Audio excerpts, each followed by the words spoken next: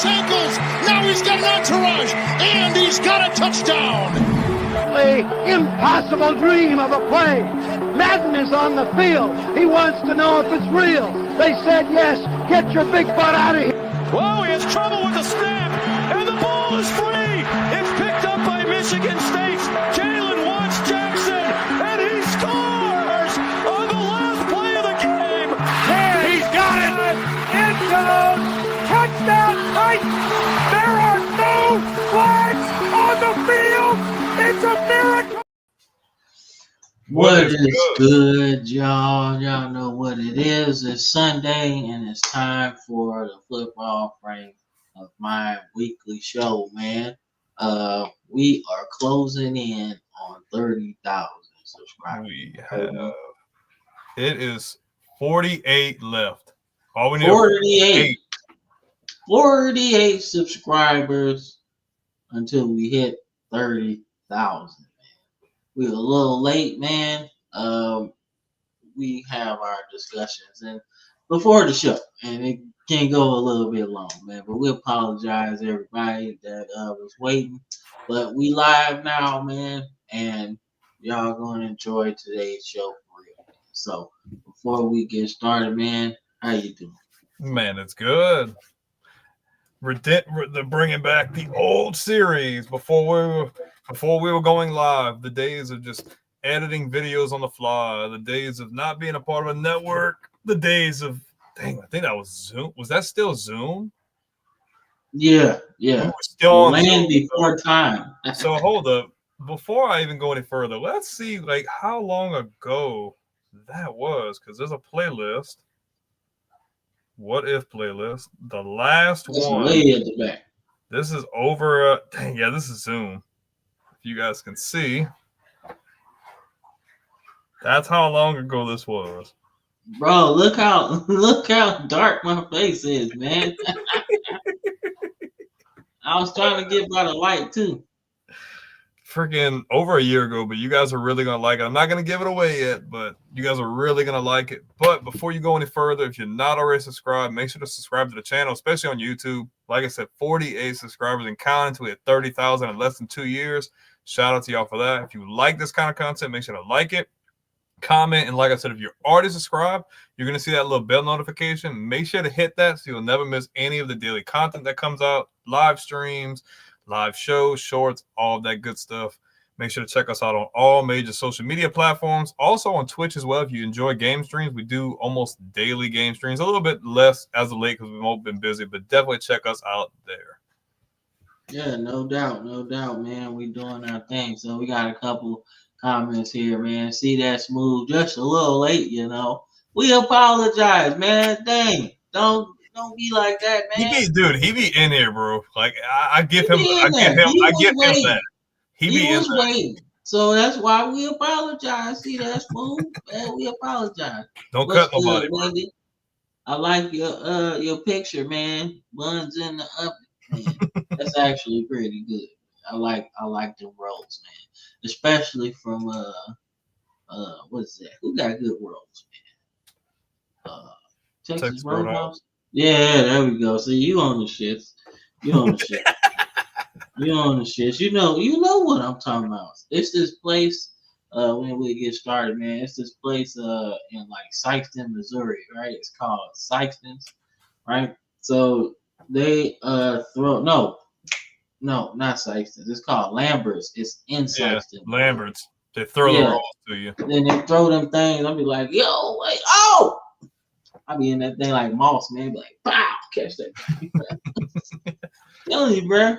I used to have a whole bunch Think of how them, embarrassing it is if you freaking drop it. It's like, well, I ain't eating that. You could throw me another one. Like, no. Wait, you're like Stone Cold. Come on, no, throw it again. Nah, man, but yeah, man. So as we get started, man, dropped a little bit, man. What's going on? Y'all watching? But y'all ain't subscribing, man. What's going on? It's free. It's free, man. Y'all gotta It help takes us a out. second to do. Now, unless y'all want to be a part of the membership, that's like 99 The more y'all cents. start subscribing, You got we a start dollar? dropping exclusive content. If y'all You start got a subscribing, dollar? You got a dollar? I got a dollar. Help us out, man. y'all start subscribing. We can start dropping some exclusive stuff for y'all. Nobody else can see, just y'all. I'm telling you. Subscribe You and we'll got start to it. get it in there. Yeah, man. But I'm uploading this last thing so then we can really get started, man. But y'all look at this screen and y'all think about subscribing, man. Y'all ain't got to think about it. Do it. Man, they got to think about it, man. They got to think about it. No, there's nothing to think about. This is the best. You gotta think about it, man. Oh, I got a bunch of stuff that I'm subscribed to already. You really want to do it? But if we're getting a bunch of your time already, subscribe. Yeah, you don't have to worry about missing any of it. It'll just pop up on your feed automatically, or you get the notification. Like I said, you hit the notification bell, you'll never miss any of it. Boom. If you're a shorts guy, we got it. If you like the game streams, we got it. If you like tuning in on Sundays, we got it. If you're going to be a fan of this series coming up here shortly and not long, we got that. You need it, we got it. Definitely do. All right, man. So y'all know the drill. Subscribe, like the video. It helps it keep moving throughout the algorithm. But let's get started, man. You know, we start off with our college stuff. So we'll keep it simple. You know, we do our off-season storylines, man. But I want to talk about the Big Ten, man. Went back. My bad. All right, let's talk about the Big Ten, man. Let's start there, man. What's your thoughts on the Big Ten as we head into this early preseason? The Big Ten is looking to completely assert themselves as the dominant conference. I mean, back-to-back years winning the national championship, starting to kind of push back on that SEC provocative. You know what I mean? Like the SEC's been in control for so long. Now you have back-to-back years with Michigan and Ohio State. They're winning the national championship. The SEC teams are getting knocked out. They're starting to assert themselves into that pedestal. Like, hey, like y'all pushed us back for so long, but we're here. You know what I mean? I think that they've done a really good job of getting their product out there. I agree. A lot of the schools have done even better at getting talent, especially schools. Oh, he froze. Ah, shit. He froze. Okay. You back? Yeah, I don't know what's going All on. right. Cox All right, yeah, froze a little bit. It's obviously getting your product out there better. Doing really good at getting talent from these SEC schools too. You can't go wrong with that. But the biggest thing is getting it done on the biggest stage when it matters most and all the eyes are on you. You're on top of the pedestal while the SEC has fallen off the last couple of years. I don't necessarily think the SEC has fallen back. I think the Big Ten's just done a really good job of adjusting and just improving over the years of just continually getting dogged down and talked down to. I really think the Big Ten is just had really good quarterbacks, dog. Like they've had some better quarterback play, especially from those top teams. You know, what you had McCarthy the year before last, and then you got Howard coming from Kansas Dylan State. Gabriel. Dylan Gabriel, right? Because now you got the Pac-12 schools in there. So I mean, then you got guys from USC in there. You got Indiana's quarterback is in there, right? So you got a lot of Drew Allard as well. So you got a lot of good quarterback play. But when you look at the SEC, man, they're like a year behind, right? Or at least that development wasn't there throughout the last few seasons, right? And that's why they've been getting beat, you know. And you're right, see that smooth. They got that money in. They got that money, man. They got that money, man. So, but like I said, the influx of the Pac-12 schools is really, in my opinion, what gave them that boost financially, That right? West That Coast. West Coast money, you know. West Coast Like money and talent. yeah, like yo, you got talent. You got a whole other side of the U.S. Right now, like back in the day, it was hard for Ohio State to steal a California recruit, right? Because it's beautiful out there and it gets snowy in Michigan and Iowa and all them schools, right? So now you got a reason to go to those schools because you play in those schools every year.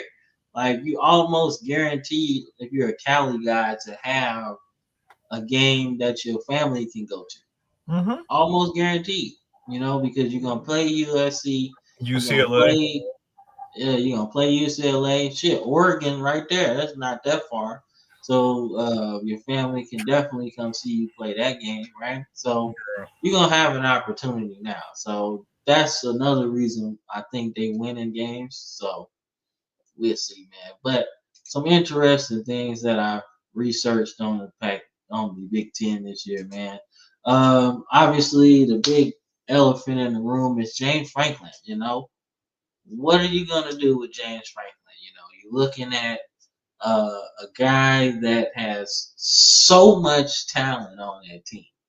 You know, offense, defense, talent. They got probably the best two-headed monster as far as running backs this year, right? I want to say Singleton and Allen. So, what else do you need to win this conference? Like you're gonna have the best quarterback this year in terms of experience, right? You're gonna have the best two-headed monster, right?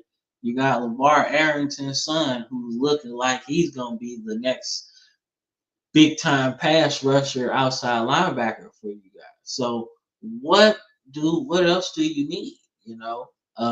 And then I shift focus to Ohio State in their quarterback battle, right?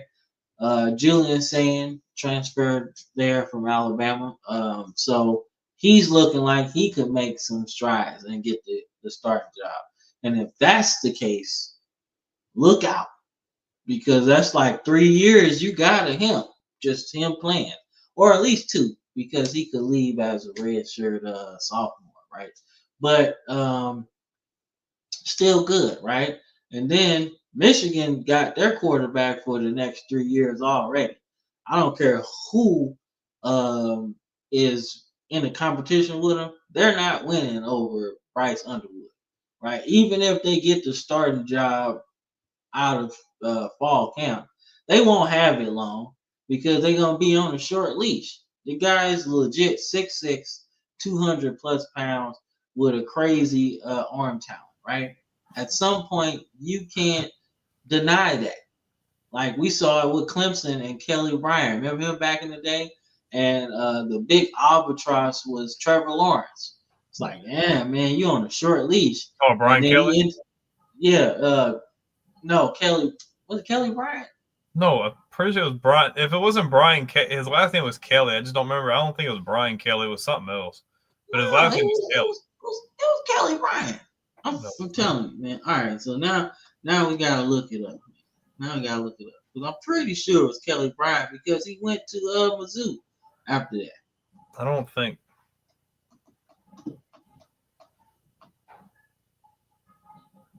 Yeah, Kelly Bryant. Yeah. Oh, okay. Never mind. I thought it was someone else. Yeah, so that was the big arbitrage, man. It was like, what you gonna do with that?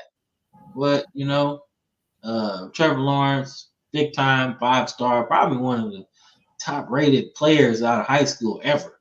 So that's what I think that situation is gonna be, right? Then you got Indiana, man. I felt like Kurt got that big new contract now.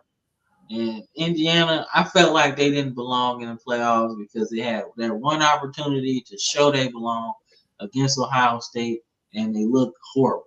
Mhm. So that was my opinion. But nonetheless, they got in there. So out of all of these storylines, right, which one catches your attention the most?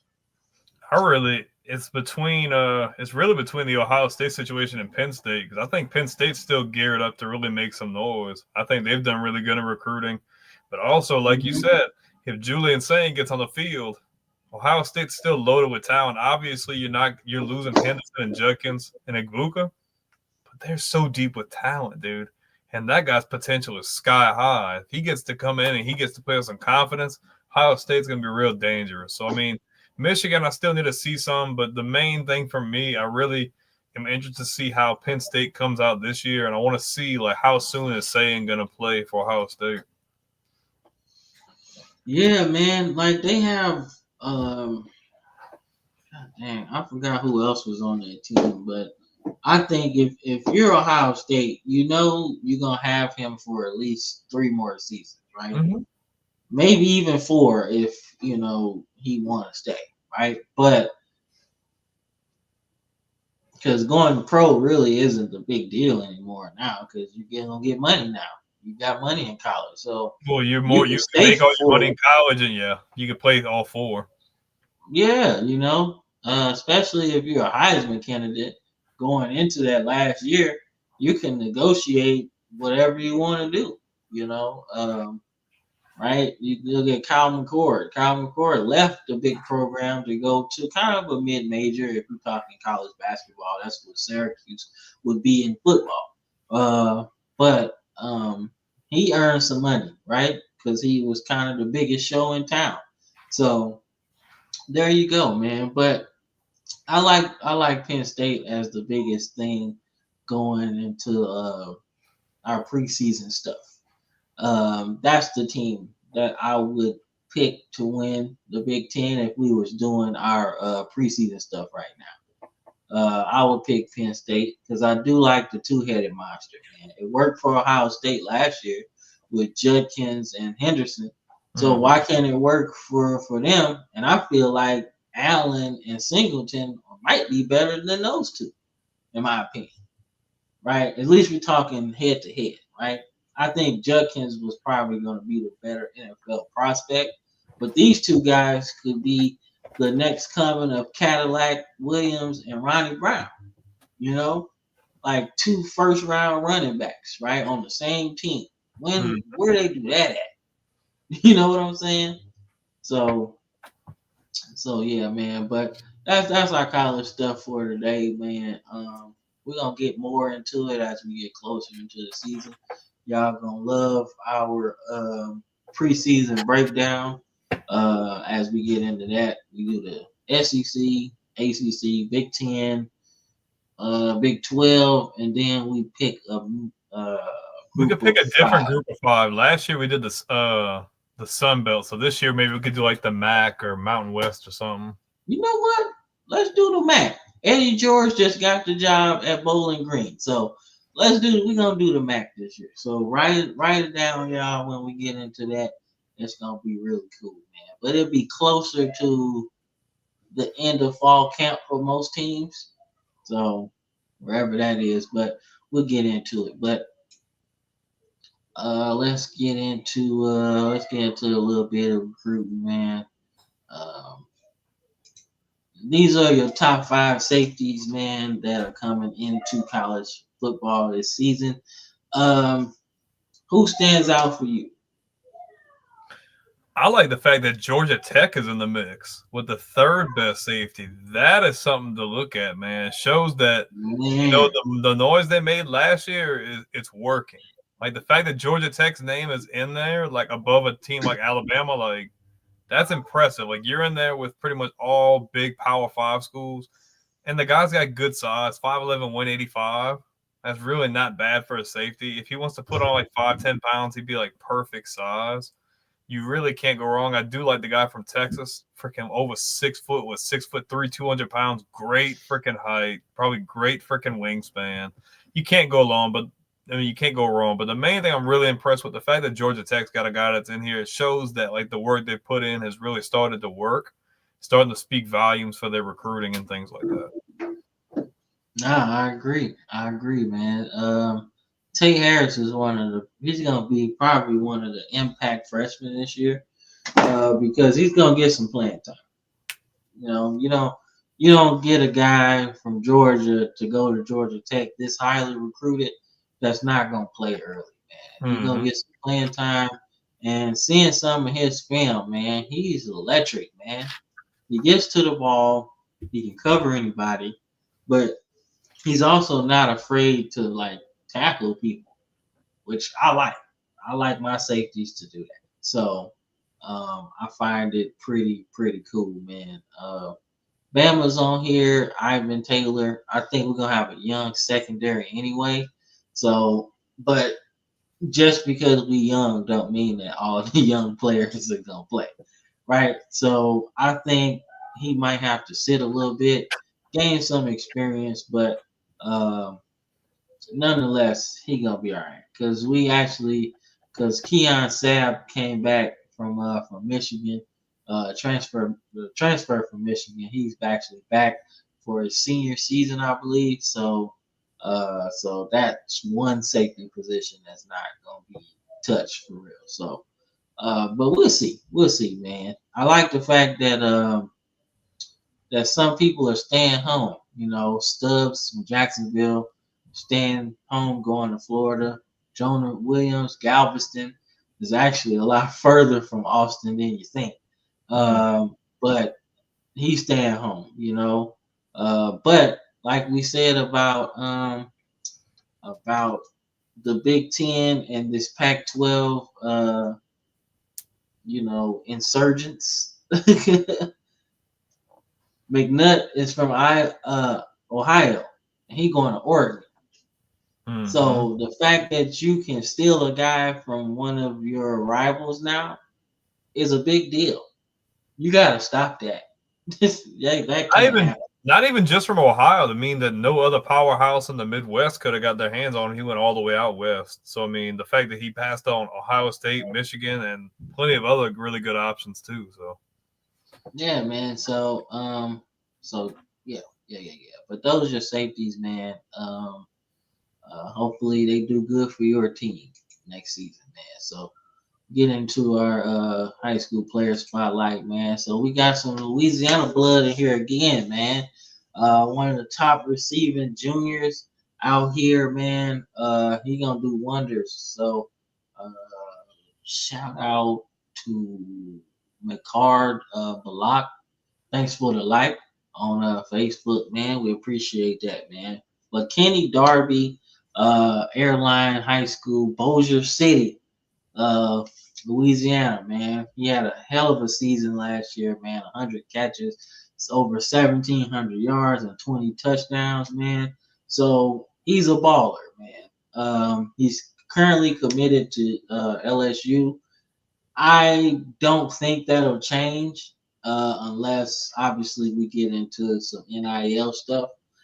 Because typically, if you're a Louisiana kid, I think you want that LSU offer, and if you can get it, you pretty much stay home, right? Unless there are other schools. Now he does have 20 other offers, including Alabama as well. So you never know. Right? So, but watching this film, man, they use him really well. Like they use his speed. He has an acceleration, not like straight line speed, but acceleration is his thing. If he sees an opening, he gone. Just like that. He's got a crazy catch radius too, man. So just because he's 6 feet 175, don't think it's sweet out here, man. He will moss you and make you look bad. A bunch of his film highlights was him catching jump balls in the back of the end zone with great body control, by the way, because he was getting those feet and bounce too. So I did like that. So watching it, my NFL count was Devontae Smith, because and actually he's a thicker version of Devontae Smith, in my opinion. When he really gets into his NFL grown man body, right, he'll actually be a different type of player. But right now, from what I've seen, Devontae Smith is kind of the guy, right? A guy that can beat you deep, beat you intermediate, has some good route running ability, and not afraid to go up and catch the ball, over big people too. 6 feet's not that tall, man. So you gotta have some extra jumping You gotta have ability as some well. bunnies. Yeah, so he looked like he got it, man, and he's a dog, man. I seen a lot of plays where he wasn't just going down; he was trying to pick up some extra yards as well. So if he sticks with y'all got yourself a good one. So Kenny Darby, man, we're gonna be watching you next season. Oh, by the way, he's also a top 300 player right now in his class. So when the new rankings come out, he could be a whole lot higher. We talking top 100. So y'all could be looking at maybe a 5-star player on y'all roster by the end of this time next year. So we'll see, man. But really cool watching dude film though, man. He was making some plays. But that's our high school player spotlight, man. It's not gonna be a quick show, but it might be a quick show, man. It's the off season, man. Come on, we just out here doing content, doing what it do, man. We're gonna get into this NFL stuff right now. So let's talk about some money, man. Let's spend some money. So we got into kind of a deep dive last week about the free agents and things like that. Who was available? Some people actually signed, including Devin White. He signs with the Raiders. The Raiders also have a good linebacking core as well. So tell me what you think about this signing, man. I think it's a good. 5th overall pick, getting another shot. I think it's cool because the Raiders are kind of in a state of mind that he's in, meaning that he's got something to prove, and they've got a lot to prove. They've made moves. They're continued to build over the last few years. They've got a really experienced Super Bowl winning head coach with a very seasoned, experienced Geno Smith. I think this is a good fit for them. They're scrappy on defense, led by guys with, I think, Wilkins and Max Crosby. You get a guy like Devin White in there. Oh, I feel like still has a lot left in the tank. I feel like this is a really good situation for him because there's no crazy expectations. You're not on a supposed Super Bowl contender just yet. You can go in there, play scrappy football, and really buy into what Pete Carroll's given because obviously Pete Carroll knows defense. He has some really historically great defenses under his watch. So honestly, I think it's a really good fit. I think he fits the Raider vibe. And also, I think he'd be a really good contributor on defense with a lot of good experience and knowledge to pass around. Yeah, man. Like I was really excited to see this, man, because he's still young and he still has a lot of growth to do, man. Being a 5th overall pick comes with a lot of responsibility. But the fact that Tom Brady is a part of management now, he would know this guy pretty well and know that he has a lot left in the tank. And he's probably treated a little bit unfairly during his last couple years in Tampa Bay. He got a little bit of playing time with the Eagles, man. I think he was the Eagles. No, the Eagles. He was with the Eagles, and I think was it Buffalo or something before that, maybe. Yeah, something like that. So, yeah. But this is his time to get back into the starting lineup. So I really liked him, man. So, as we get into some more free agent talks, man. So, the initial rush of free agency is kind of over, man. So these are some of the moves that I'm looking for a big return on investment in. Uh, I like Darnold to Seattle. It might be the quarterback that they need to move forward. I don't know. Whatever. We knew he was going to get some money. We just didn't know how much. So we'll see if last season. Najee, obviously going to Harbaugh. They got a connection that goes way back into high school. So that's a good one. Jonathan Allen to the Vikings is a big move. But their problem is going to be quarterback. We already know that, right? We don't know who's playing quarterback or what's it going to look like, right? But the big one for me was DK, and him teaming up with Pickens is going to be nasty, man. They're going to be crashing out. You don't know the quarterback's going to be there either. Yeah, you don't. There's a consensus. You have a minority that thinks Rodgers will end up being there. You have a consensus that thinks maybe at Pittsburgh's at 10, they might try to go for a guy like Jackson Dart. I mean, there aren't really too many other good free agent options. So, I mean, if you want to deal with Aaron Rodgers and you think that you can go on a run with him, do it. If you think in long term, I'd probably try to take one of these quarterbacks. It's not a bad quarterback draft. You don't have to take one in the first round if you want to wait till round 2. They have some other good options you can try to develop. I mean, yeah, and then there's like rumblings in our comments about some Steelers fans actually want Jalen Milroe. How high they take him, I don't know, but there's some rumblings. That's really not a terrible option. But you need to get somebody in there with some experience to kind of just help him a little bit. Person out of, I think, Pittsburgh. Let's see this. What was that? Hold up. It's not that people hate his personality. It's just that he just brings a level of like distraction, negativity that I just don't know if Mike Tomlin and the organization want to deal with. Now, maybe he comes in with a different mindset because he's got something to prove and he wants to go on a last hoorah run. But I mean, you really don't know what you're going to get, or you don't know what you're going to get via production either.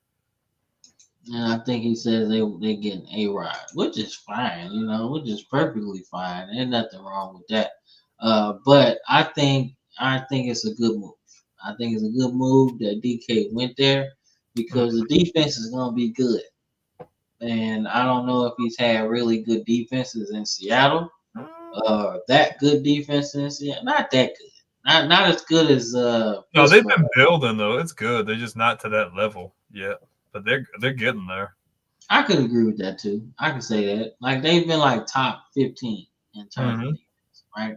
But there's no secret that Pittsburgh is like top 5. So that's an upgrade, and he's an upgrade on offense. Once they figure out what kind of quarterback they want to get, then we'll see. We'll see. But what other moves did you have a really good feeling for? I know a lot of people are going to say it's hater, but I like Diggs to New England. I think that's a really good fit. I know he's coming off an ACL injury, but think about it. If he's able to heal that up, he's playing with a lot to prove. I think he's got a chip on his shoulder. He finally gets to stick it to Buffalo. I mean, Drake May's a really good quarterback. Those two could be really good together. Also, if you take another good receiver in the draft, that person gets to sit there and watch how a guy like that works and how the work and dedication he puts in that can help in that receiver's development as well. So I really like the fit. You don't necessarily know how it's going to transition from an ACL injury, but I think he'll be fine. And I think he's just going to be really motivated to make a statement. Being able to come back to the AFC East and be able to make a statement against Buffalo, maybe help New England find a way into the playoffs. I mean, I think it's a really good fit. Yeah, man. I think I'm not too high on Diggs to New England just because he's coming off of an injury and he's older. If he was younger coming off this injury, I would actually feel a little bit better because, you're younger, you spry, things just don't bother you as much, right? But the fact that he's 30, that bothers me a little bit. But one other move that I liked, man, was surprisingly Russell Wilson and Jameis Winston going to New York. The circus. This is going to be the quarterback battle of the century. Of the century, exactly. This is going to be good. you got two different personalities, but they both can spin the ball, man.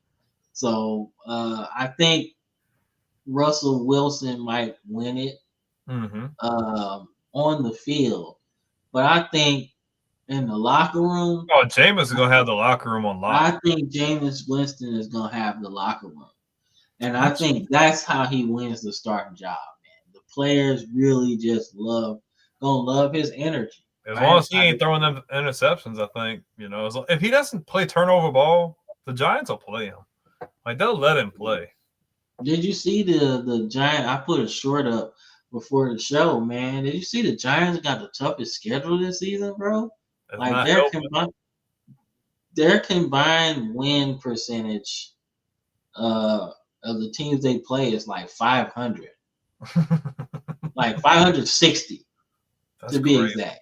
So all the teams they play damn near made the playoffs. But I'll be honest with you, they don't have a horrible roster. They got a guy like Dexter Lawrence or DeMarcus Lawrence for the defensive line. That was a really good move.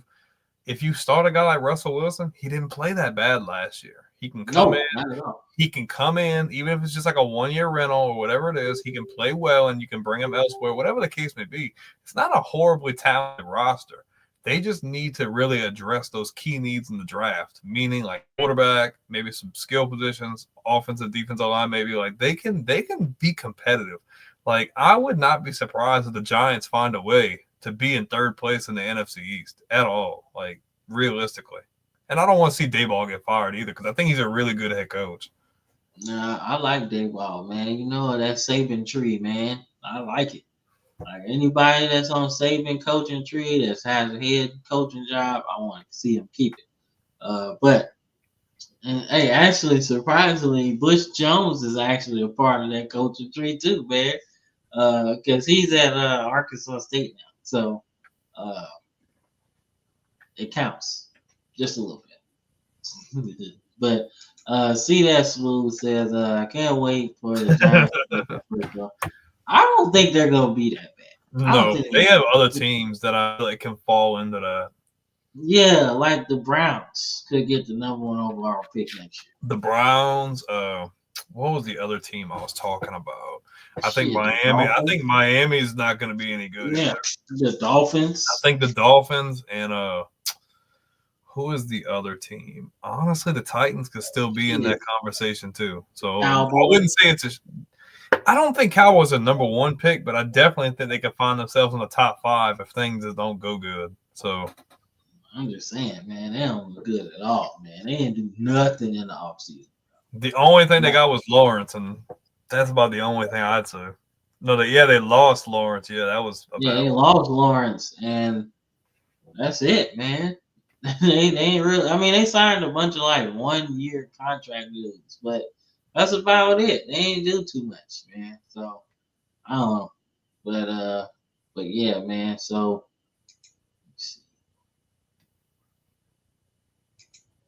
all right, so we've done the AFC non-negotiables. So I think we did the NFC South last week. So what are your non-negotiables for? You take the Rams and the Seahawks. I'll take the 49ers and the Cardinals. So you go first. Seattle. I think the biggest thing for Seattle is getting another reliable weapon at receiver for sure.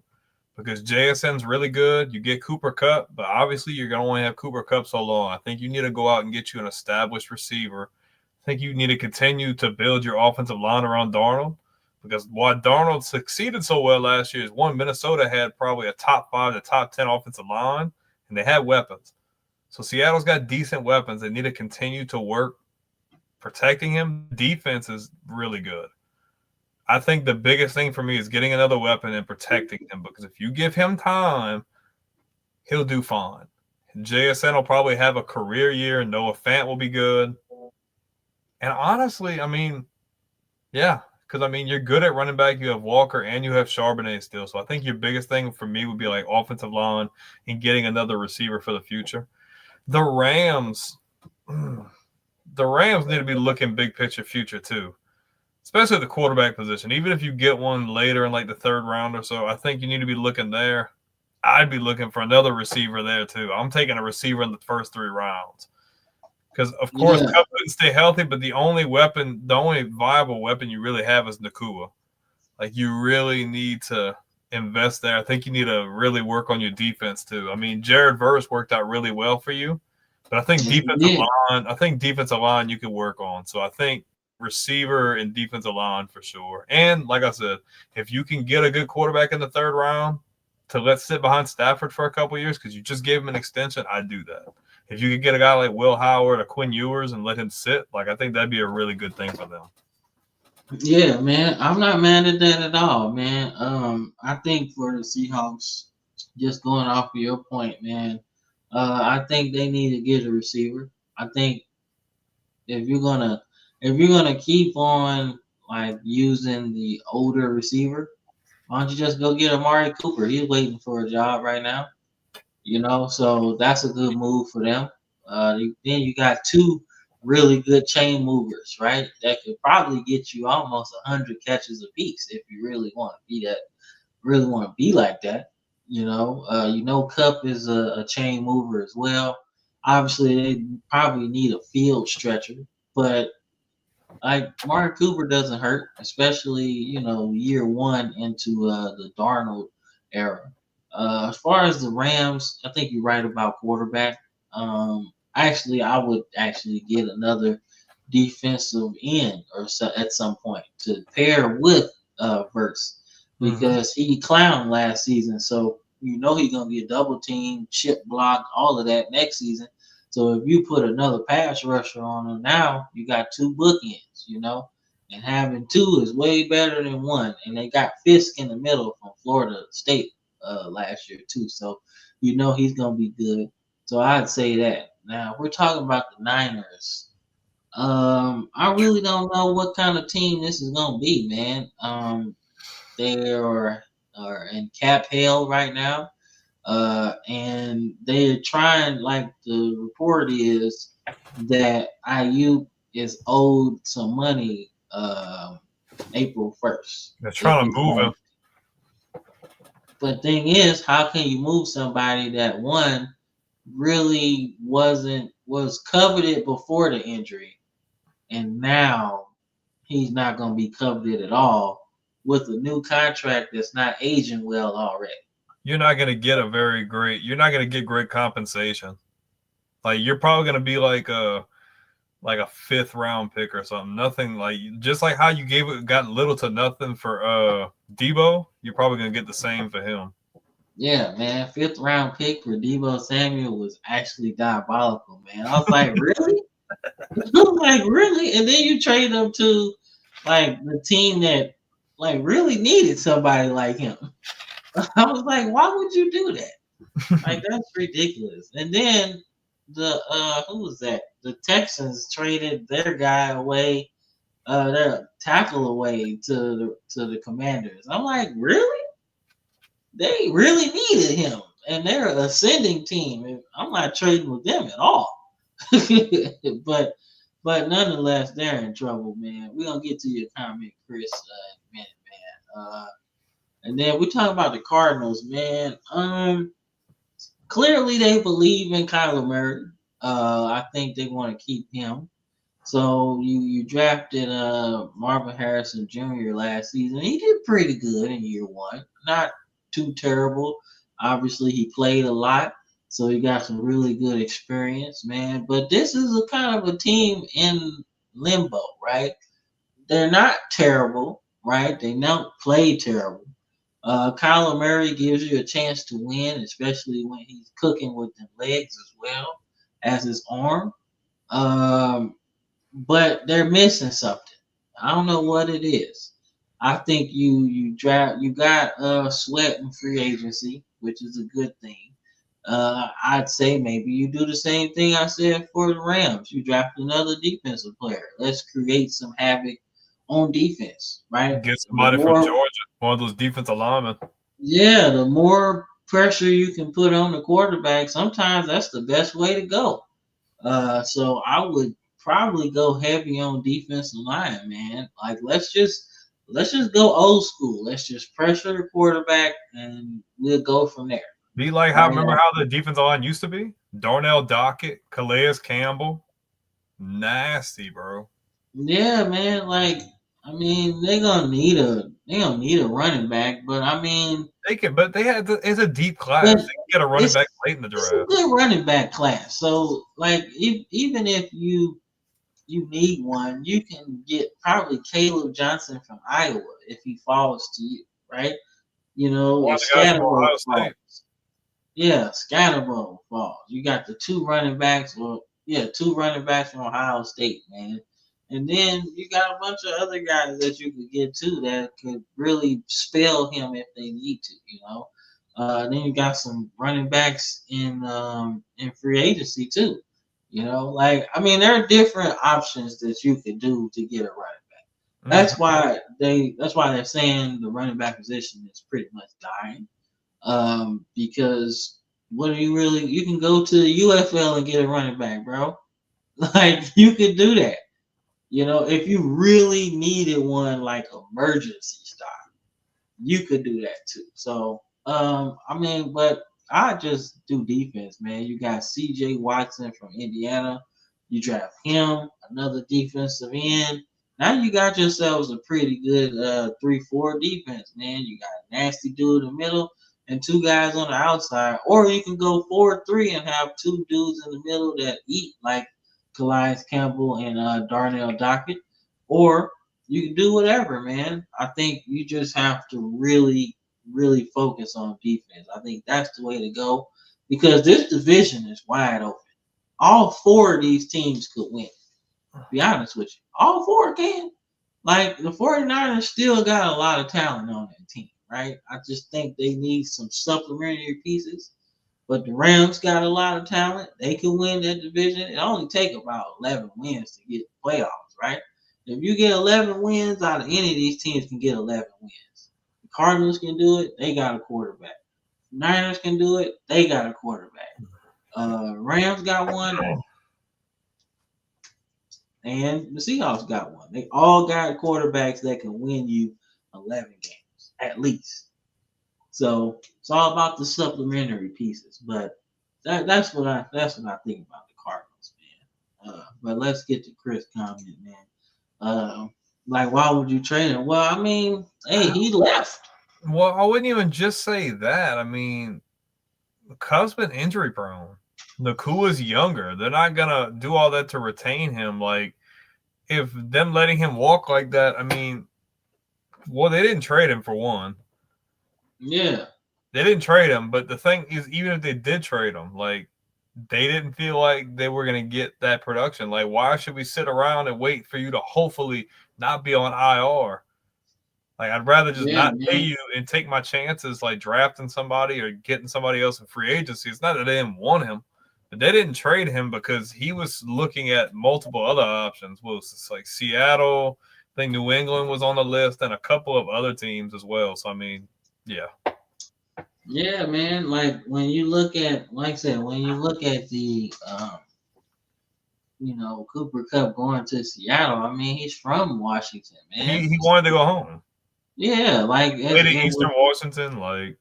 Yeah, it was the perfect spot for him, man. And I think you're right. Obviously, you don't want to keep spending money on a guy that can't play, you know. And like I said, it's a perfect fit for them. They needed a chain mover. I think they should add another one. Obviously, mentioned Amari Cooper. But it worked out. Now you get off that salary. Now you can really start over like you want to, you know. So I think they'll be all right, man. But them going to the rival, them going to the division opponent, that's not a big deal because either way, this division is still wide open. He'll get to play a lot looser too. He gets to go home and play. He gets to put a guy like Darnold who already has a lot to prove. Seattle's a young, hungry team. Like, I think it'll be fun. Yeah, man. So now it's time for that thing, man. It's time for that thing. Y'all ready? Y'all ready for it, man?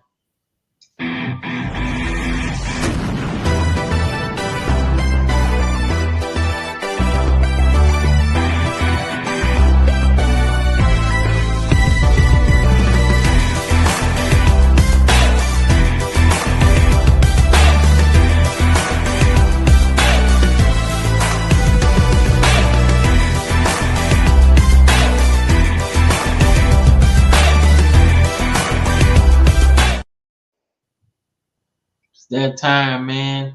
It's time for the What If series, man. We bringing it back. One of our oldie but goodies, man. It's time to bring it back, man. We are excited. See all the question marks, man. What is it? What is it? What are we doing? What's What If series? We're going back in our multiverse since we're in the age of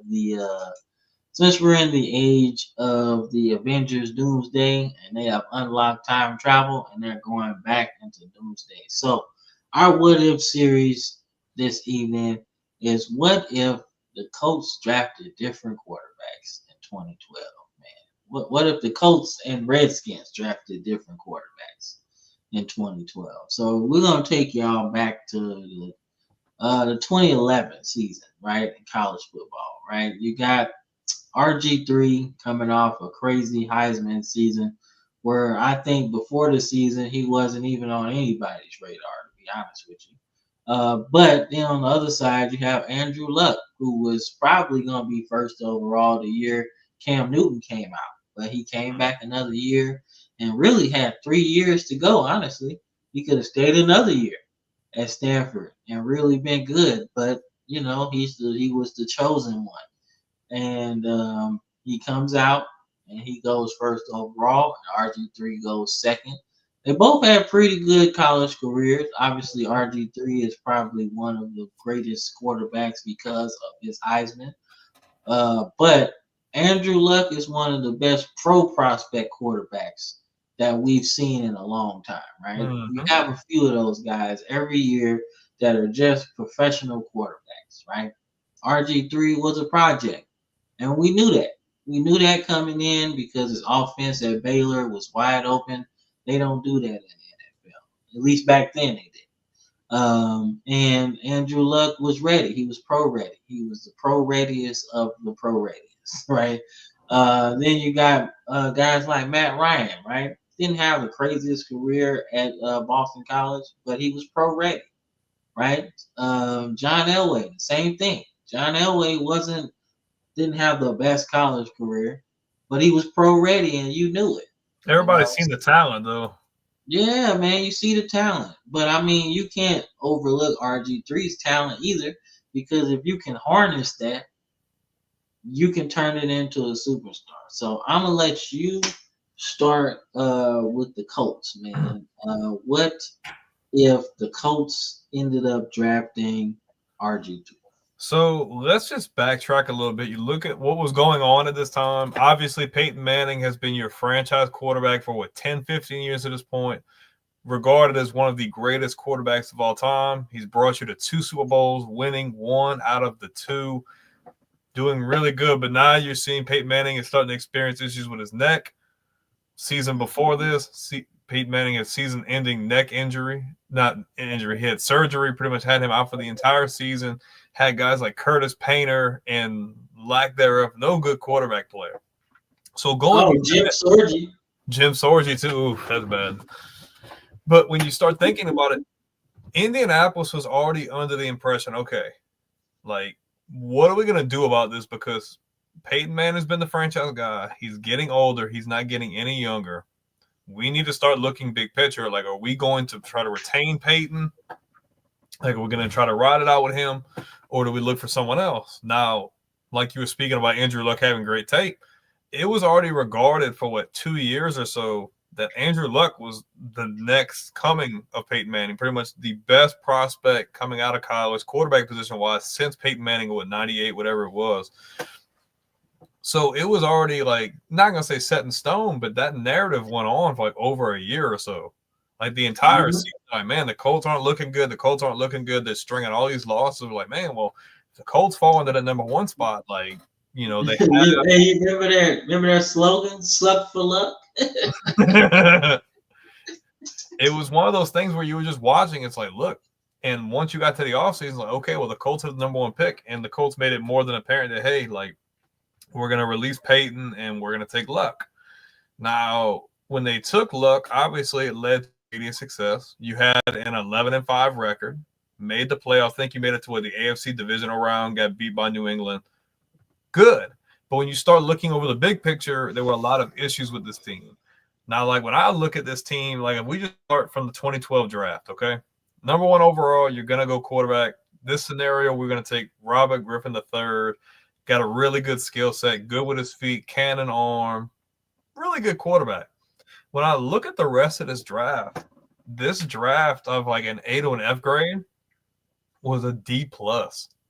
Horrible draft picks. Because let's just go like down the line. You took quarterback first overall. You go into the second round. You take a guy, Kobe Fleener. Not a bad tight. Okay, cool. You get another weapon. Dallas Clark's getting. Did he go to Stanford too? Yeah. Yeah. So like, that was a good pick. So, and Dallas Clark's getting older in age. I don't know if he was even on the roster. I think they had released him prior to this. Cool. You get your Dallas Clark replacement. But this is where things started to get ugly for me. You had the 34th pick. You took Kobe Fleener.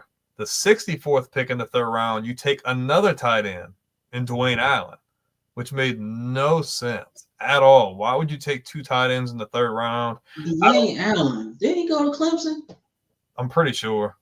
Yeah. But my thing is, like, I'm not sure what you were thinking. I don't know if you're thinking, oh, we can be like the Patriots and run a 2 tight end set. I don't know. But when I look at the rest of this draft, the only other person they really hit on. What's going on, man? What's good, Brent? 50 freaking and you look, the only other person they hit on in this draft was the 92nd pick in the third round was T.Y. Hilton.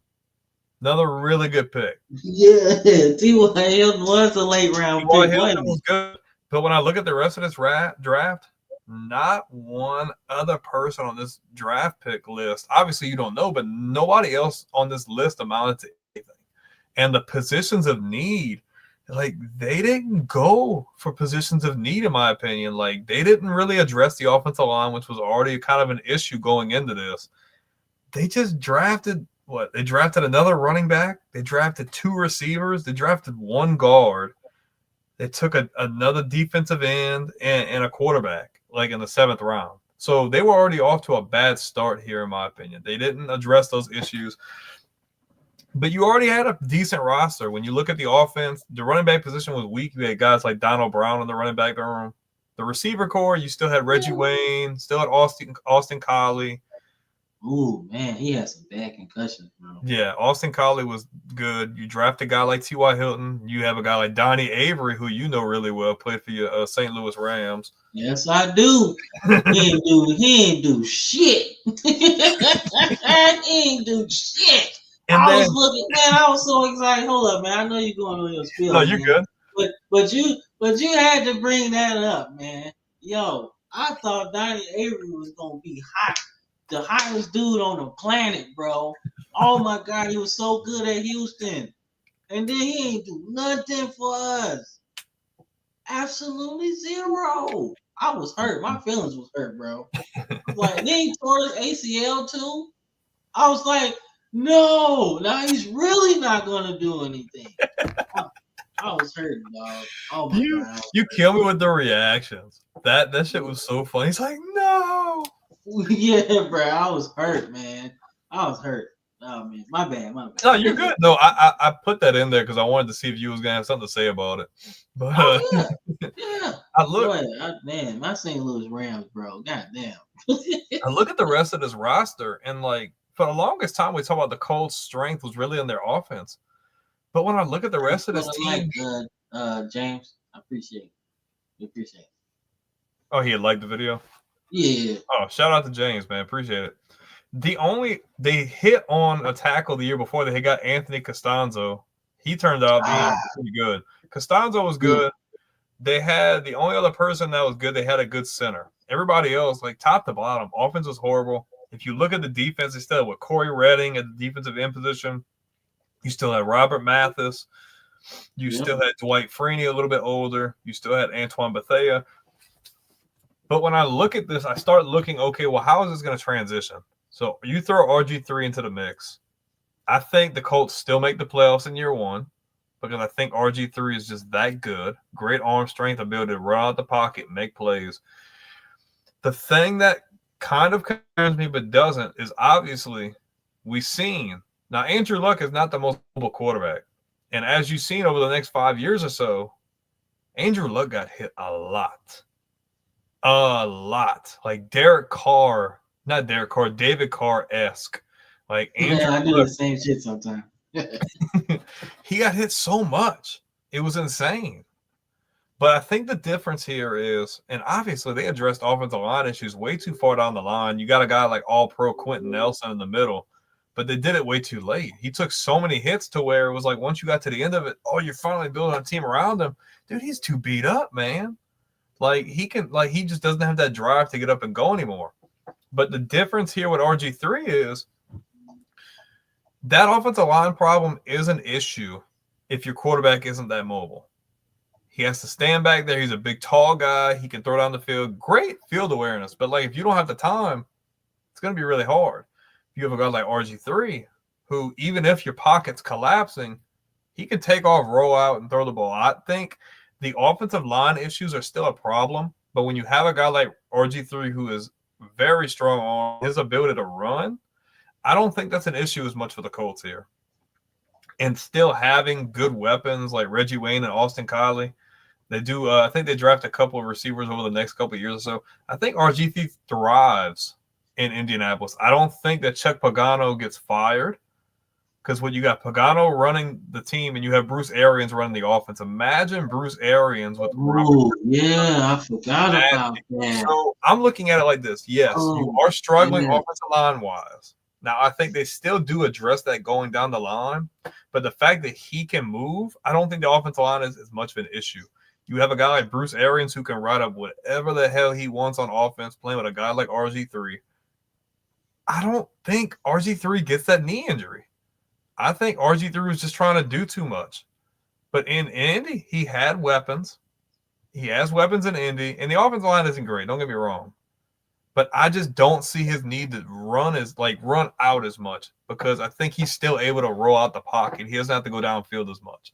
I don't think he has that injury. I think Indianapolis can turn into a viable threat in the AFC because you got to think about it. Up until like the time where the Colts got it together, Brady was on his way out. And RG3 is not going to be sitting in the pocket taking so many sacks like Andrew Luck. And you got to think a sack is a drive killer. Like that's an instant drive killer, especially when you're on second or third down, man. That puts you at third and long, fourth and long. You're having to punt the ball or run the ball. I think the Colts are in much better shape. I think his versatility, his mobility really helps Indianapolis to have versatility on offense. I think the Colts are good. I think somewhere down the line, I think the Colts win a Super Bowl. Maybe on the tail end of Brady finally leaving the AFC, I think they can finally punch through that glass ceiling that it felt like the Colts with Andrew Luck needed to do, but he was just so beat up. And by the time they finally got the act together, he just didn't want to go anymore. I think that it would be really good for the Colts to get a guy like RG3 that isn't like Peyton Manning and that allows your offense to be different. Doesn't allow it to just be straight run or stand in the pocket and throw. He gives your offense so much different, like just so many different advocates of weapons to throw to, being able to get out of the pocket. Like I just really like the potential of what this offense could have been, especially if you end up getting a guy like Quentin Nelson later down the line. The Colts did really well later down the line drafting as well. I like this fit. I think they have more success, and I don't think RG3 has the same injury history. If RG3 doesn't have that knee injury, this is a whole different ball game. Killed his confidence. You already drafted another quarterback on the tail end with Kirk Cousins, so you got to worry about a guy sitting there trying to take your job. If he's in Indy, there's nobody trying to take his job. I think the Colts are a little bit more of a stable situation. Mike Shanahan is an awesome Super Bowl winning head coach, but that organization was so all over the place. The Colts are a much more stable situation with Jim Irsay running the ship and everything like that. The Redskins had great young talented coaches, but don't say it like that. Well, don't say it like Irsay is like on the other year. No, not perfect, but I mean the Colts were always in contention. They were always there. They had just enough talent to get over. It was more stable than the Redskins with Snyder obviously owning the team. I just feel like had this happened, I don't think the injury happens. I think RG3 plays a lot longer, and I think he contends for – if he doesn't win the Super Bowl, I think they go on quite a few playoff runs. I think RG3 finishes maybe a Hall of Fame career, maybe not, but still a respected career nonetheless. I think he gets the MVP. I think so too. Yeah, I think it's MVP. All What you right, think? so all right, so when I look at the Colts and them in this alternate universe taking RG3, I do think that he would have some success, more success than he had with the Redskins at the time, because I do think Bruce Arians is a player's coach, and Mhm. he would have created an offense around him Mhm. that works. And it would probably be one of those times where, you know, the coach and quarterback or offensive coordinator are actually one person. Mhm. And they would have had him playing in a way that's similar to his skill set at Baylor. Mhm. Wide open, let's ball it out like that, right? And I think that part would be the best thing for him, right? A situation where I'm not looking over my shoulder. Mhm. My coaches really want me. The owner really wants me. Um, and I feel good, Obviously, uh, traveling is not necessarily a thing because RG3 is a military brat, so he's been all over the place, right? So traveling is probably not a big thing for him, and he's spent his time in Texas, so it's not like that big a deal because you're going to get 2 games at least, or a game in Houston anyway, Mhm. right? Because of the rivalry. So I think that would have been cool. I just think it would have been a better fit for him had Mhm. he went there, right? And they still had a lot more weapons too. Mhm.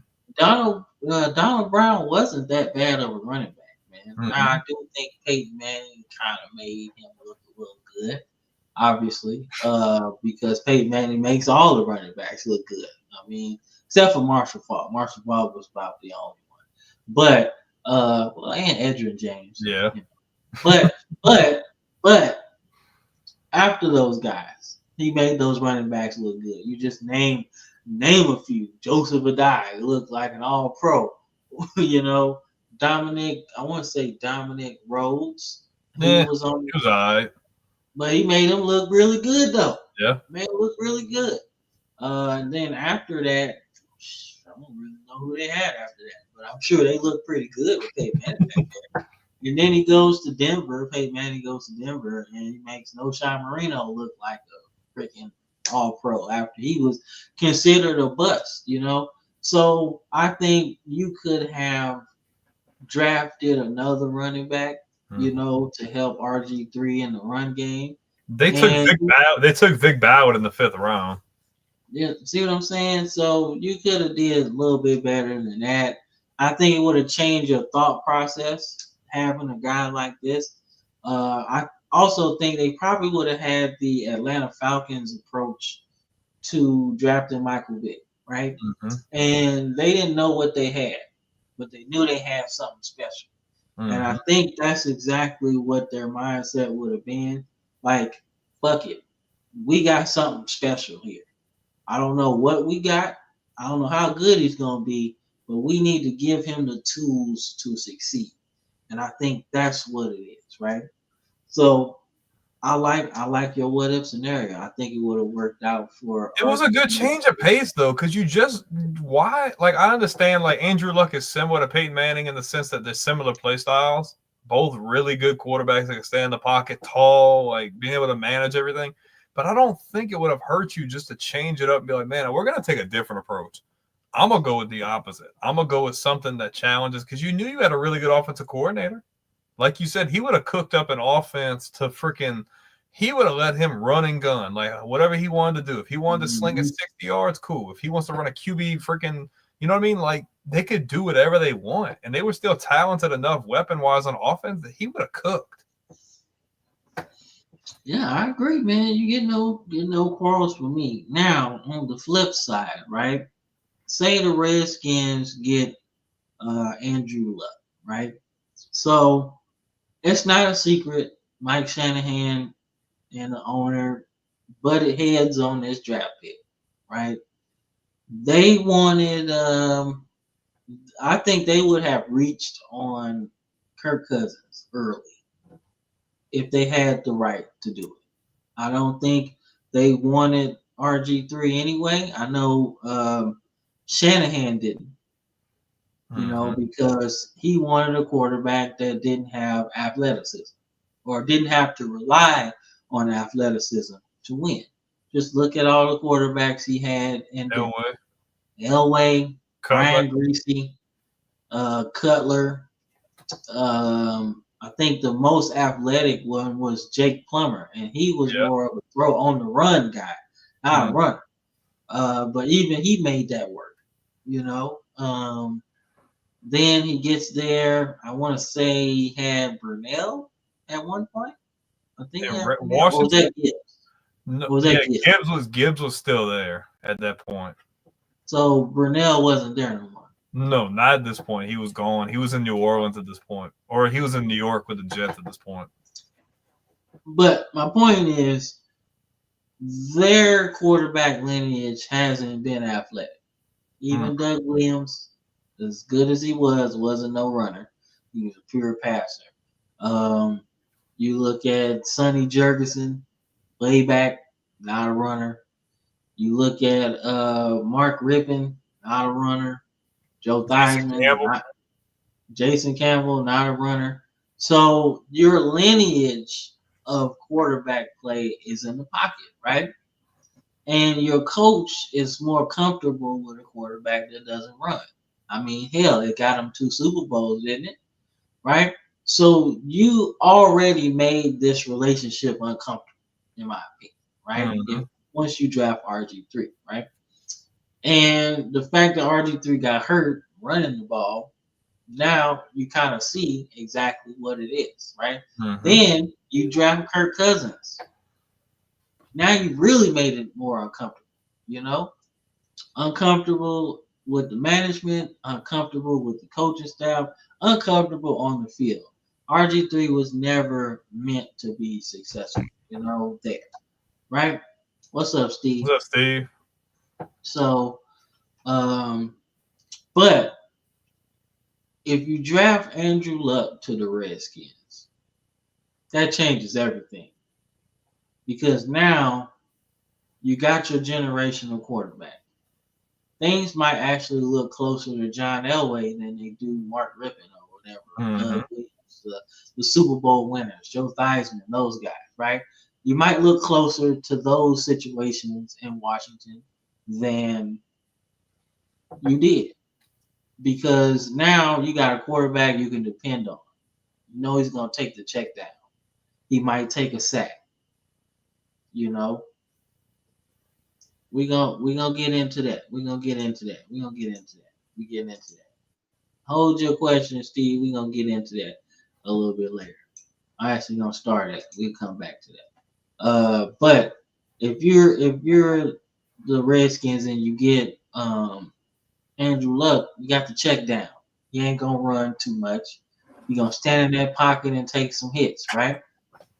You finally at the end of Santana Moss's career, so he's not really gonna be that big. You got Pierre Garçon too.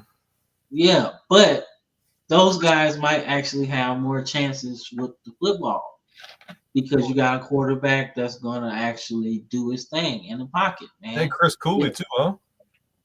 I think so. So you got weapons there, right? But drafting Andrew Luck changes your whole philosophy, though, because you might actually take Robert Turbin over Alfred Morris later in the draft. Now, you still could take Alfred Morris, but you might have actually reached on Robert Turbin because he actually might have been a tougher running back for y'all, because he could get 1,000 yards, especially in that offense. Everybody got 1,000 yards. Remember Tatum Bell? He got 1,000 yards.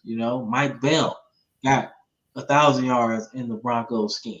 Clinton Portis, all those guys. Can't forget Terrell Davis. He got 2,000 yards in that system, right?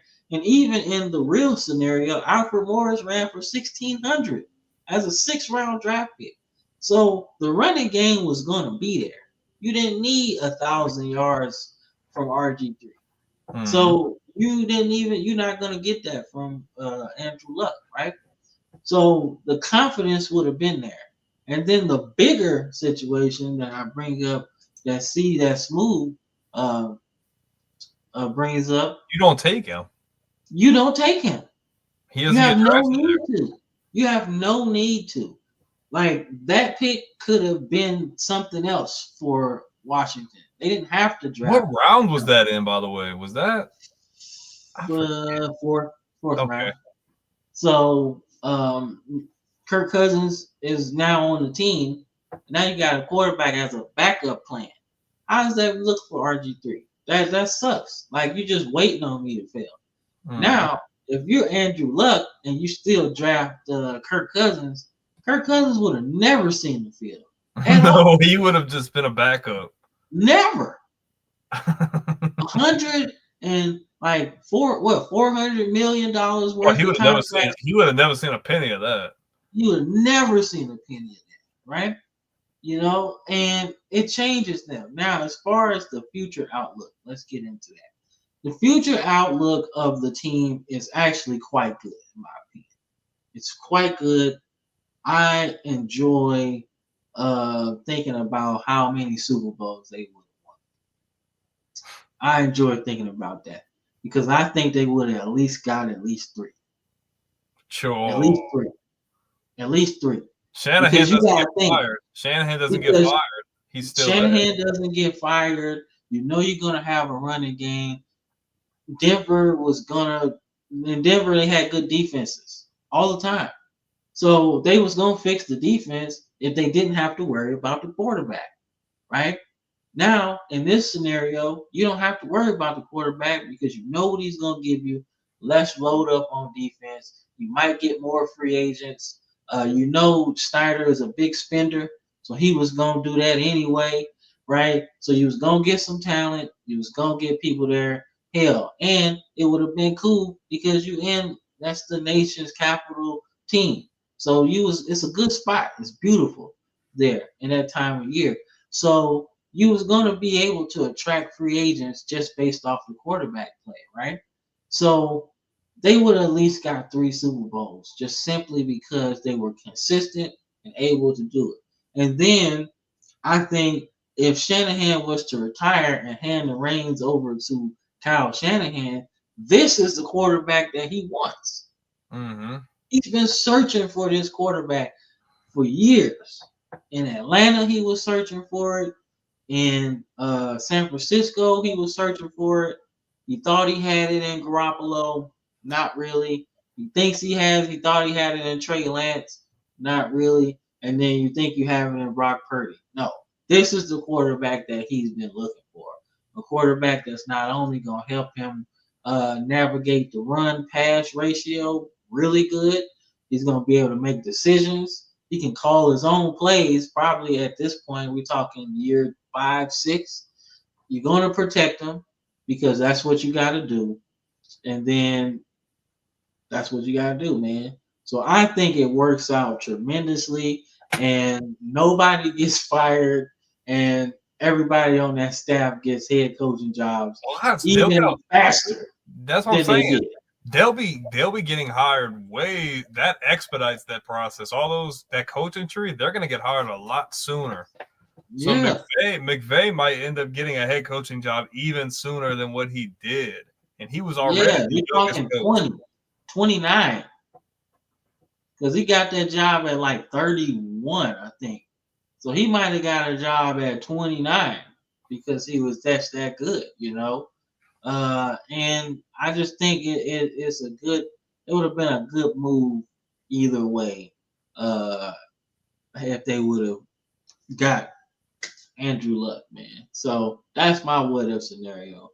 The Redskins probably don't even change to the Commanders, bro. That's a little. No, they won't. They won't because if they Not have if they have another that kind of Super immediate Bowl, success, you're never gonna get that kind of pushback, like at all.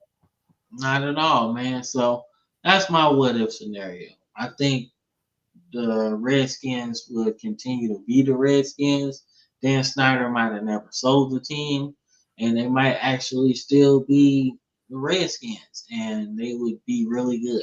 Andrew Luck would be playing right now, and RG3 might be playing right now. So I think those scenarios work out for both teams. I just think they both the way it turned out in real life just was a bad situation for both guys. Yeah, I mean, but it's like Indianapolis was so tunnel vision in the sense that, like, yes, okay, Andrew Luck is probably the best prospect, but like obviously hindsight's 2020. We know what ends up happening. But like I just feel like, oh, they're probably like, oh, we can plug Andrew Luck into this offense and we'll get exactly what we did with Peyton Manning. Da-da-da. But it's like, but you weren't. But see, that could have happened if you would have addressed the offensive line sooner. But when you draft a guy like RG3, you don't have to be concerned with that as much because he's a playmaker. He can run whatever you want with there. You know, Bruce Arians is a really good offensive coordinator. Like, I just feel like you would have had so much more versatility. And I feel like your offense would have been even more dangerous, to be honest with you, because you just don't know what you're going to get. Like, he can throw it over your freaking secondary like nothing. And if he needs to take off for a couple yards, he can. And then with the Redskins, like you said, like Andrew Luck gives you possibly your best quarterback in franchise history, for one.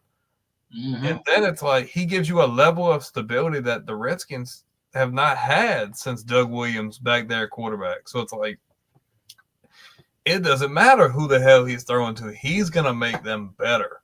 He's going to get the most out of them. Like, and Washington had a young Trent Williams on the line, second or third year at left tackle. Trent Williams ain't leaving. He's staying.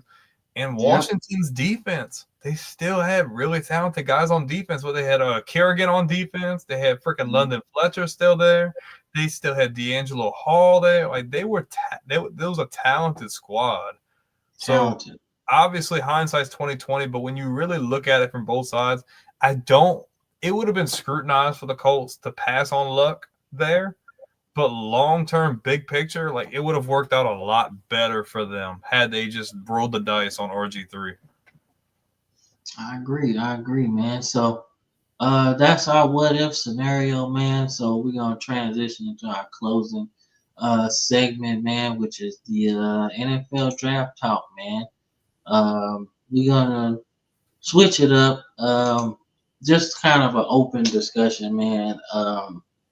There's been a lot of moving pieces. Obviously, the signing of Jameis Winston and Russell Wilson really changes Shedeur Sanders' draft picture. Now we don't know if he's not going third. Because you didn't sign those two guys to sign a quarterback or to draft a quarterback, man. So we'll start with Steve's question, man, because he's been kind of waiting. Like, who do you think the Raiders should draft this year? I have a clear idea of who I think they might take, and you've said this name too. The Raiders could go defense, but it really seems like the Raiders, they're really trying to build that offense up to be able to work better for the defense. I think they might take Genty at 8. Yeah, I was thinking that same thing. Because they have no reason to move up for a quarterback now. You have decent weapons. I just think a guy like that is on the board. I think he falls to 8, and I think he's the perfect freaking fit. Like, I honestly think he doesn't, bro. I don't think he does. I don't think he falls there, man. I think if you're all right, so if my memory is right, man, the Titans draft 1, the Browns draft 2, and the Giants 3, and I forget who's 4th, but I think the Jaguars are 5th, right? So, one of those teams need a running back too. And then, like you said he's 8. You said the Raiders are at I'm pretty sure the Raiders are at 8, but what were the teams you were suggesting? So, like, I was just going off the top 5, right? Like, somebody in that top 7 needs a running back. I mean, like, somebody. I mean, the Titans aren't taking one. The Browns ain't taking one. Nope. The Giants ain't taking one. Nope. The Patriots don't have to take one. Wait. Did you say the Giants? But they have other needs above running back, and it's a deep class. Yeah, man. Yeah, but a running back really helps your offense if you try. Yeah, but I see them going after Hunter Abdul Carter right there because they're that big of. You really don't need Abdul Carter though. You kind of still do, man. And it's not even just. How? You don't need him. You got Thibodeau. But I got Burns. Abdul Carter plays on the line though. Yeah, but I think they run a 3-4 scheme because Thibodeau's outside. Well, it wouldn't he plays hurt outside linebacker. But it really wouldn't hurt you to get Hunter at 3 because Hunter can play all. You don't have no receivers outside of Malik Neighbors, and you could use another good corner. Yeah, but you ain't got no running back either. I don't see a running back going top 5 isn't a thing anymore. Bijan didn't even go top 5. It's not, but in their particular thing, you can't expect Russ or Jameis to beat everybody in your. You can't expect that. And the Raiders are at 6, not 8. So I definitely see it being plausible that he could fall to them at 6. I mean, yeah, he could, but if I'm the Giants, I think about taking a running back, bro, because you need that. You need somebody to spell the running back. I mean, you literally just lost 55% of your offense with Saquon Barkley leaving. And you didn't even have a running back last season. I don't know who it was, but whoever it wasn't Saquon Barkley production. And if you draft Genty, now you got something else the defense has to worry about. You got a running back. You know they're going to try to double Neighbors, but you can pick up maybe a receiver late or something like that because it's a rebuilding year anyway. They had a running back. They had a running back go for 1,000 yards. Who? The Giants, Tyrone Tracy. Look, he even put it in the comments. So yeah, but that ain't Genty. No, that ain't Genty, bro. But I mean, if you have a guy already running for 1,000 yards. If he just got 1,000 yards, imagine what Genty can do. I don't see nobody taking it back that high. I can't see it. We haven't seen that in quite the last time anybody got drafted that high. Bijan was out of the top 5, and then Fournette I think was like 4 or 5. I don't remember. Like that's not something that happens too much anymore. Not saying it can't happen. I just look. The Giants front office is stupid, but I don't see them doing that. Yeah, man, but I'm just saying, man, look, the history of the New York Giants is having good running backs. Yeah. You go down the list, man. They had them for a long time, dog. I mean, you go as far back as Otis Anderson. It's like almost, I think he was almost Super Bowl MVP. He had like 100 yards in that Super Bowl, right? He had 1,000 yards. You got Tiki Barber, man. Brandon Jacobs. You got Brandon Jacobs, Bradshaw, right? I mean, then you throw Saquon in there as far as recently is concerned, but like the history of the Giants have always had some good running backs, man. And I think that's what you really need because you playing a really tough schedule, as I mentioned earlier in the show. You're gonna need that running game to maybe salt out some wins. And Russ or Jameis, you can't depend on them to lead you to victory. One thing that Russ had was a running game when he won that Super Bowl. You can hand it off to Beast Mode. He's not going to turn the ball over like that, but having a running game is exactly what he needs.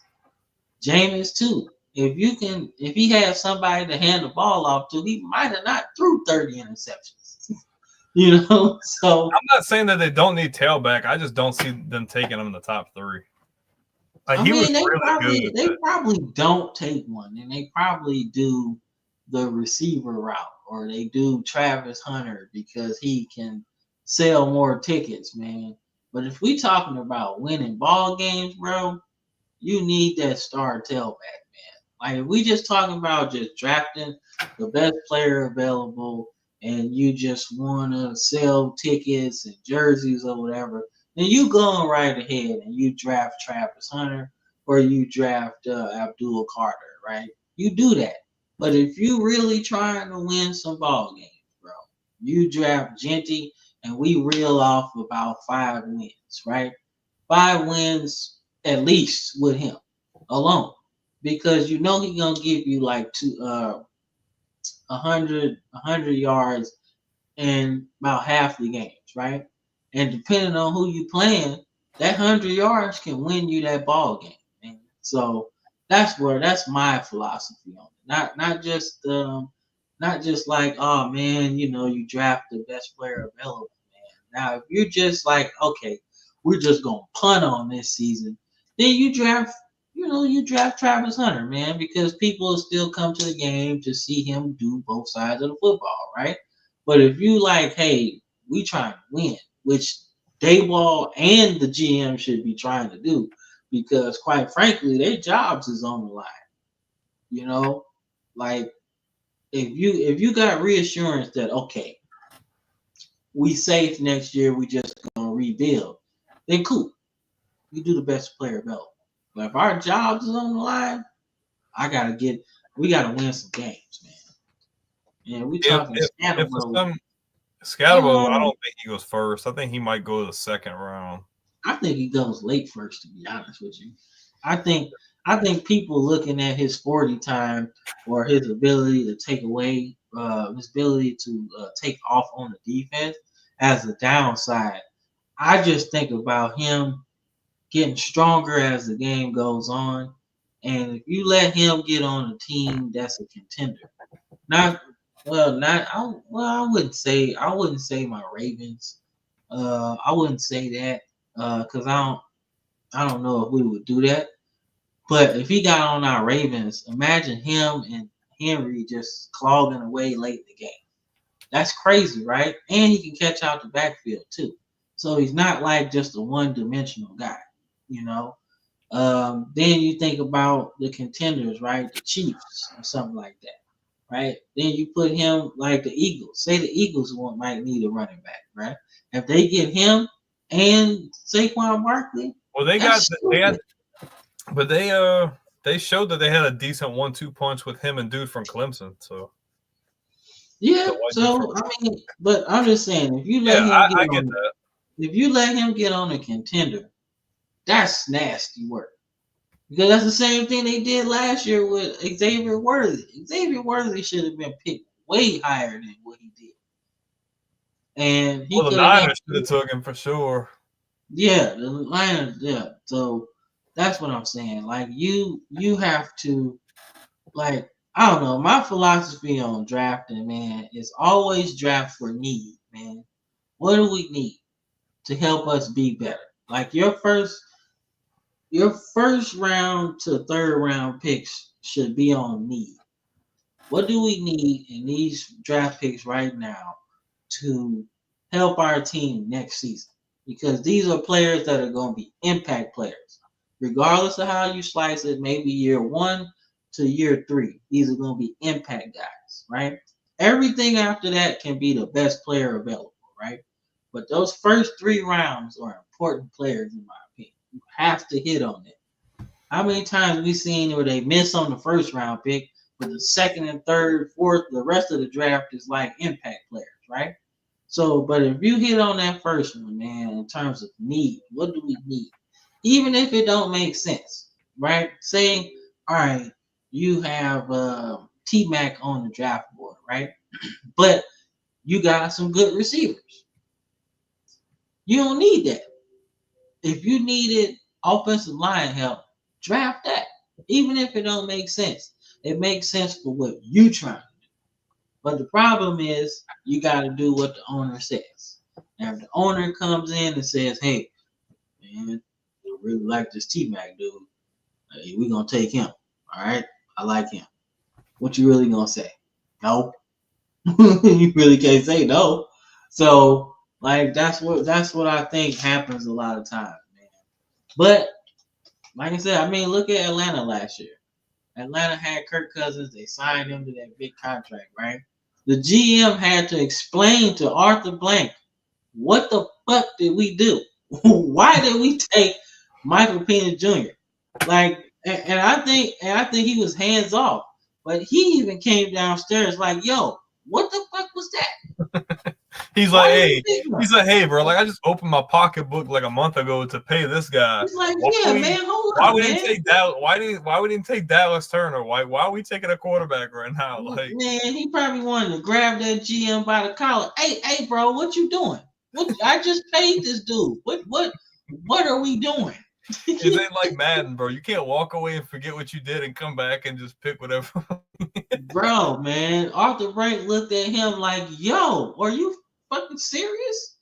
Are you serious right now?" Hey, but hey, you got to explain that shit to me. But the crazy thing is, like, it's like you want to believe, like, man, he's seen, like, okay, like you got the guy, like, you know, you can't pass this guy, but it's like it worked out anyway. Bad because you're paying Kirk Cousins all that money to sit the pond, but you still win because it's like, look, let him sit and then trade him after this year. You got your quarterback of the future. It worked out. Not many times would that situation have worked out like that had another team did that. Yeah, it worked out, man. But I'm still pretty sure they mad as fuck they wasted that draft pick. Or they wasted the money, man. No, man, that's not the same, bruh. I don't think so. No, because they don't want to pay Cook or whatever. They could take if they want to do that, they could. Because they don't want to pay that guy because he wants like top running back money. So why not draft your guy right there? I mean, yeah, man. If you can draft a dude, like oh my God, him and Josh Allen would be nasty. Just saying.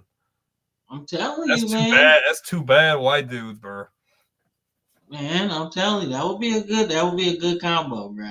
I don't think they do it, but it'd be cool though. Nah, we talking Paul Hornung and Jim Taylor, bro. Because they both run the ball. Josh Allen be running that bill, man. He run hard too. So he made me think of Riggins from the Redskins. Yeah, but you know John Riggins was really cold with the Jets too. Mm-hmm. Like he was like, I mean, obviously everybody remembers him with the Redskins because that's where he got that Super Bowl MVP and shit. But he was cold as hell with the Jets, though. They just didn't have nobody. The Jets was just trash. Yeah, they were trash, man. That's crazy, man. They've been looking for a quarterback since 1975. Yeah, like, they've been looking for a quarterback since like, outside of Aaron Rodgers, because Aaron Rodgers doesn't count. Who is the only other quarterback who's been somewhat relevant for them since? Chad Pennington? Chad Pennington? And Chad Pennington really didn't do all that great with them either. He was okay. But yeah, but he's about the best one. He was the best 20 years. It definitely wasn't Neil O'Donnell. Nah, Neil O'Donnell was trash. He robbed the freaking. Nah, Mark Sanchez was. What? Okay, bro. Hold up. We got pump. Well, okay. Pumping the brakes. All right. That defense carried them, bro. That defense. Sanchez didn't play bad, but Sanchez was not better than Chad Pennington. See that smooth ain't he's not off. I just disagree with it, but he's not off. I was looking better. more. Pennington was vastly better than Mark Sanchez. I was thinking about quarterback play, and that's what I would have said, right? That if we're talking quarterback play alone, Chad Pennington was way better than Mark Sanchez. Sanchez but didn't if we're talking team success, well, yeah, I mean, yeah, but that's Mark Sanchez. Well, yeah, back-to-back AFC Championship games, but like it wasn't because of him. Like that, he had great weapons, but the Jets had freaking crazy talent on defense, like freaking Bart. Crazy talent on offense too, man. They did. Santonio Holmes, with Danian Tomlinson, freaking Braylon Edwards too. Braylon Edwards with defense and Thomas Jones. But look at defense. Antonio Cromartie and Darrelle Revis. Nasty, bro. Yeah. If you had Chad Pennington on that team might actually beat the Patriots at least once out of them 2 tries. Might. But when Mr. Buck fumble, no. Nah, Mark Sanchez wasn't that good. Man, He was Chiefs, bro. what's another team? What's another team that been chasing quarterbacks for like Okay, 30 let's years? think. Okay. The Dolphins. Yeah, since Dan The Marino. Dolphins been chasing a quarterback since Dan Marino. Since like what, like 99 or 2000? So it's been like a 25-year freaking search. Yeah. Man, just name the quarterbacks, bro. Jay Fiedler. Dante Culpepper. AJ Feely. Ryan Tannehill. Cleo Lemon. Oof. Cleo Lemon. Who else has been looking for a QB? I mean, honestly, you can say Tennessee. Vince Young, they drafted him. He didn't do anything. Tennessee hasn't had a really good quarterback since McNair. Yeah. That's what I'm saying. Who else? Who else? Let me think. I mean, well, no. They had Kerry Collins for a minute. Yeah, but they were good outside of but they had a really good defense when they went like 12, 13 wins. Yeah, the Browns been searching for a quarterback. The Browns have been searching. They've been searching for a quarterback since '99, bro. I mean, but honestly, could you say Jacksonville too? I know they got Trevor Lawrence now, but before that, they hadn't had anybody since Brunell. You heard me? You heard me? Yeah, I heard you. You said Jacksonville. I know they had Leftwich and Garrard, but nah, they've been searching for a quarterback too since Brunell. Who else? Freaking I mean, could you say the Raiders? Because I mean, yeah, they had Rich Gannon win an MVP, but I mean, other than that, Rich Gannon was like a journeyman at that point. He was old as sin itself, bro. He won an MVP. When he won an MVP, bro, he was old, man. Damn, I forgot about him. Who else? Yeah, they've been searching for a quarterback since Stabler. The Raiders. Stabler? Outside of Rich Gannon? Yes. Yeah, Stabler. That was the last. Well, who won first, Stabler or your guy? Plunkett. Who won first? I think that Stabler won the Super Bowl first. I could be wrong, but I feel like it was Stabler. Yeah, it was Stabler because he won MVP in the 70s, and then Plunkett won the Super Bowl in the 80s. You was talking about the Browns. They ain't had nobody since what, Bernie Kosar?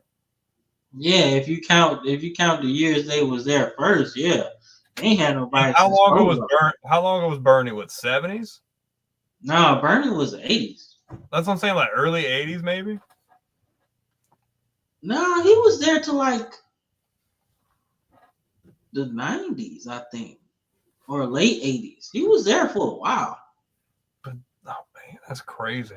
Who else? He was there for a minute. Is there anybody else? The NFC, I wouldn't say. Man, it's been more of an AFC thing. You notice that? Like all the teams that we've been saying have all been AFC teams. Like the NFC has been a bit more stable in that regard. Yeah. Because you look at it, well, even like the Redskins, really. I mean, the Redskins hadn't had anybody that great since Doug Williams. No, Mark Rippon. Yeah, but I mean, outside of him. That's it. Because Mark Brunell was at the tail end of his career. Jason Campbell was more of a Jaguar than a Redskin anyway. He got a Super Bowl, though. Yeah. He was the backup. Yeah. Who else, man? Shit, the Steelers recently. They've been trying to find a quarterback since Big Ben. Yeah, because Ben's been out of the league for, I think, 4 years now, 4 or 5 years almost. They haven't hit on one yet. I'd say them. Let's see. I feel like there's one other team I'm not thinking. New Orleans. Yeah, it's been about 4 or 5 years. Because Drew Brees is eligible. Because Drew Brees is going to be eligible for the Hall of Fame here. Yeah, so they've been trying to. You talking about Kirk Cousins? For the Vikings? No, they go way back too. They've been looking for a quarterback since Warren Moon or Cunningham. Who are we talking about? The Vikings? I think we talking about the Vikings. They had Favre too, though. Favre led them to an NFC Championship game. Yeah, but if you don't count Favre, I'm thinking about teams that had a quarterback for a while. Well, you can't really say Moon then, because Moon was there for a short time. I'd say Randall is probably the last one, like outside of that. Definitely not for the Commanders. Hell no. No. Their quarterback drought goes way further than that. Cousins was okay, but he's not in their top 5 of quarterbacks of all time. No. Well, maybe so. Maybe. You got Theismann, because you got to put the people that won Super Bowls on the list. So you got Theismann, he got a few Super Bowls. You got Doug, he got a Super Bowl. You got Rippon, he got a Super Bowl. And then it gets a little hairy. Maybe you put Cousins in there behind them. Nah. Then you got Sonny Jurgensen. He was pretty good for them. Cousins ain't in there. So he might be top 5, maybe, unless you find me a 5th Redskins quarterback that was really good that we're not talking about. I don't know if there's another just team. Because I don't like Kirk Cousins, I'll say Sage Rosenfels. Ooh, damn, that's bad. I think Sage Rosenfels is better than Kirk Cousins. That's horrible. That's like real bad. Like Sage Rosenfels. Now Patrick Ramsey, he was better than Kirk Cousins. Christian Ponder. Nah, Christian Ponder booty, bro.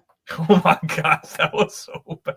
We need to do an episode where we talk about guys. The Lions. That's another team. Until recently, they didn't have a quarterback for a while, bro. Name me a Lions quarterback, bro. That was good. Outside of Goff or Stafford, it definitely wasn't Joey Harrington. Nah, but you know what? Joey Harrington could have been really good. Yeah. But that is really a mismanagement of quarterback play. Because think about it. They drafted 4 receivers in a row, right? Like, all right, so hold up, man. Let me get this right. So let me look that up. So the Lions, let's say 03.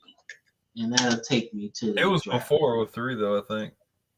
So it would have been like 02 or something like that. Because you had Charles Rogers, you had freaking what was his freaking name? Yeah, so it would have been 02. It would have been Joey Harrington would have been the draft pick. All right. So here's what I'm trying to get, right? I'm trying to get all the players that they drafted before that, right? So you drafted Joey Harrington in 02, right? Mm-hmm. Okay. Then 03, you take Charles Rogers. You take Charles Rogers, right? Yep.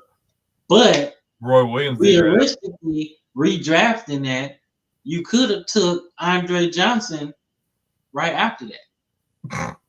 Because he went 3rd. Right? Okay. So you missed on Charles Rogers, right? Took what Roy Williams the next year, yeah. But then I'm looking at offensive linemen, right? That you could have drafted to help Joey Harrington. You could have got Jordan Gross. Good. He was good. He's a Pro Bowler for the Panthers, right? So you could have drafted him in that spot to protect Joey Harrington. 04, you hit on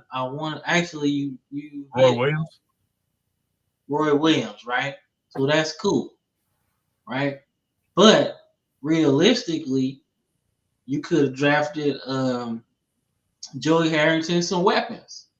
Because you had Roy Williams. You might have not got Fitzgerald because you was picking at 7, right? But you could have went defense. You could have got Jonathan Vilma. You could have got Tommy Harris, right? You could have drafted a bunch of different dudes, You know, you might not have gotten Sean Taylor because he was picked 5th, but you still could have got D'Angelo Hall, Dante Robinson, who had 11 picks in his first year. Jonathan Vilma's a Pro Bowler. Tommy Harris is a Pro Bowler. And then you got Sean Anderson from Arkansas, Pro Bowler, right? Another offensive lineman you could have drafted to help Joey Harrington. Then we get to 05 because I think he stopped playing for them in like 06 or 07. But I'm just going through it, right? So then you draft Mike Williams, tight end. Actually, they tried to convert him to a receiver, but you could have waited and got DeMarcus Ware. Sean Merriman, who had 35 sacks in like his first 3 seasons, could have went there. Like, I mean, come on, man. Like, what are y'all doing? And then what? 06, who they draft? Ernie Sims. He was pretty good, but like, you could have drafted a defensive lineman. Haloti Nada went right after that. You know? Antonio Cromartie went right after that. Like, crazy. They just really didn't help dude at all. Like, and then what? 07, that's when you hit on Calvin. But Harrington was gone at that point. Yeah, he was gone at that point, right? And then I think the next year you go 0-16, and then you get Matthew Stafford or some shit like that. One of them years. What we need to do. Even then, you still could have drafted way more people. That's my point, man. They never gave him no protection at all. I want to do a thing where we sit down and you look at guys who got drafted, like quarterbacks in the first round who got drafted who shouldn't have been drafted in the first round, like super reaches, like guys like EJ Manuel, guys like Christian Ponder, guys like that who didn't really show as much promise as what people acted like, and they didn't amount to anything. Nah, Matthew Matthew made y'all way better than just watchable. But I'm pissed the hell off because the only game my Rams won was against y'all. And we could have drafted Matthew Stafford before all of this shit even happened. And that would have been cool. But instead, we draft Jason Smith from Baylor or some shit. Dude ain't even last 6 years, and he a farmer now. Ain't that some shit? Ain't that some shit? That's some St. Louis Rams types. That's some St. Louis Rams shit if I ever seen it. Just draft a motherfucker. Oh, he real good. He a generational lineman. Out the league in 6 years. And a farmer now. Then we signed injury-prone punk-ass Jake Long. Hey. No Jake Delhomme slander on the channel. No, Jake Long. I was about to say, Jake Long. I fucked with Jake Delhomme. Jake Delhomme was a good ass. I was about to say, because when you said that, I'm like, Jake Delhomme didn't play for the Rams, but I'm not going to let you disrespect him. No. I'm talking about this. Then you got, definitely Tyler Jamarcus Russell. What the fuck was that? What was that? We talking about the same guy who gets sent home with tape saying, "Hey, bro, make sure to watch this. Make sure to watch this tape when you come back to practice on Monday. We're gonna talk about it." Coach sends him back with blank tapes. So it comes back on Monday. Says, "Jamarcus, did you check out the game tape?" He's like, "Yeah, man, I found it was really this and that, this and that." He's like, "Yeah, you freaking." Bro, but that's what I'm saying, though, bro. What the fuck, man? What did you see on Jamarcus Russell's film that said, I'm going to draft him first overall? Arm strength, the fact that dude could throw like 70 yards on his knees. Man, so what? What else? That's a real Al Davis thing to do. What else? What else did you see? Bro, this comment here, though, you're not reaching on Dart in the first round. Dart and Milroe are not in the same discussion. Let's just get that clear. Dude, we gonna agree to disagree, bro. I'm telling you, man. Look, But if you think it's a reach to take Dart in the first round? I mean, Dart, yeah, I would do that. I would do Dart in the first round. Oh, okay. I thought you said it was a reach. I was about to say like no. No. I would do Dart in the first round if Okay, I I'm just really making sure. But you quarterback. think it? But I'm saying to his point, drafting Milroe in the first round is a reach. See, drafting Milroe in the first round in the top 10 would be a reach, right? It would be a super reach. We talking that would be Jamarcus Russell-esque reach. Right? I feel like top 20 is a reach. I think between 20 and 30 makes sense if you're gonna do it. Yeah, but I mean, like if you're drafting in the top, if you're drafting in the top 10 and you take Milroe and you need a quarterback, that's a reach.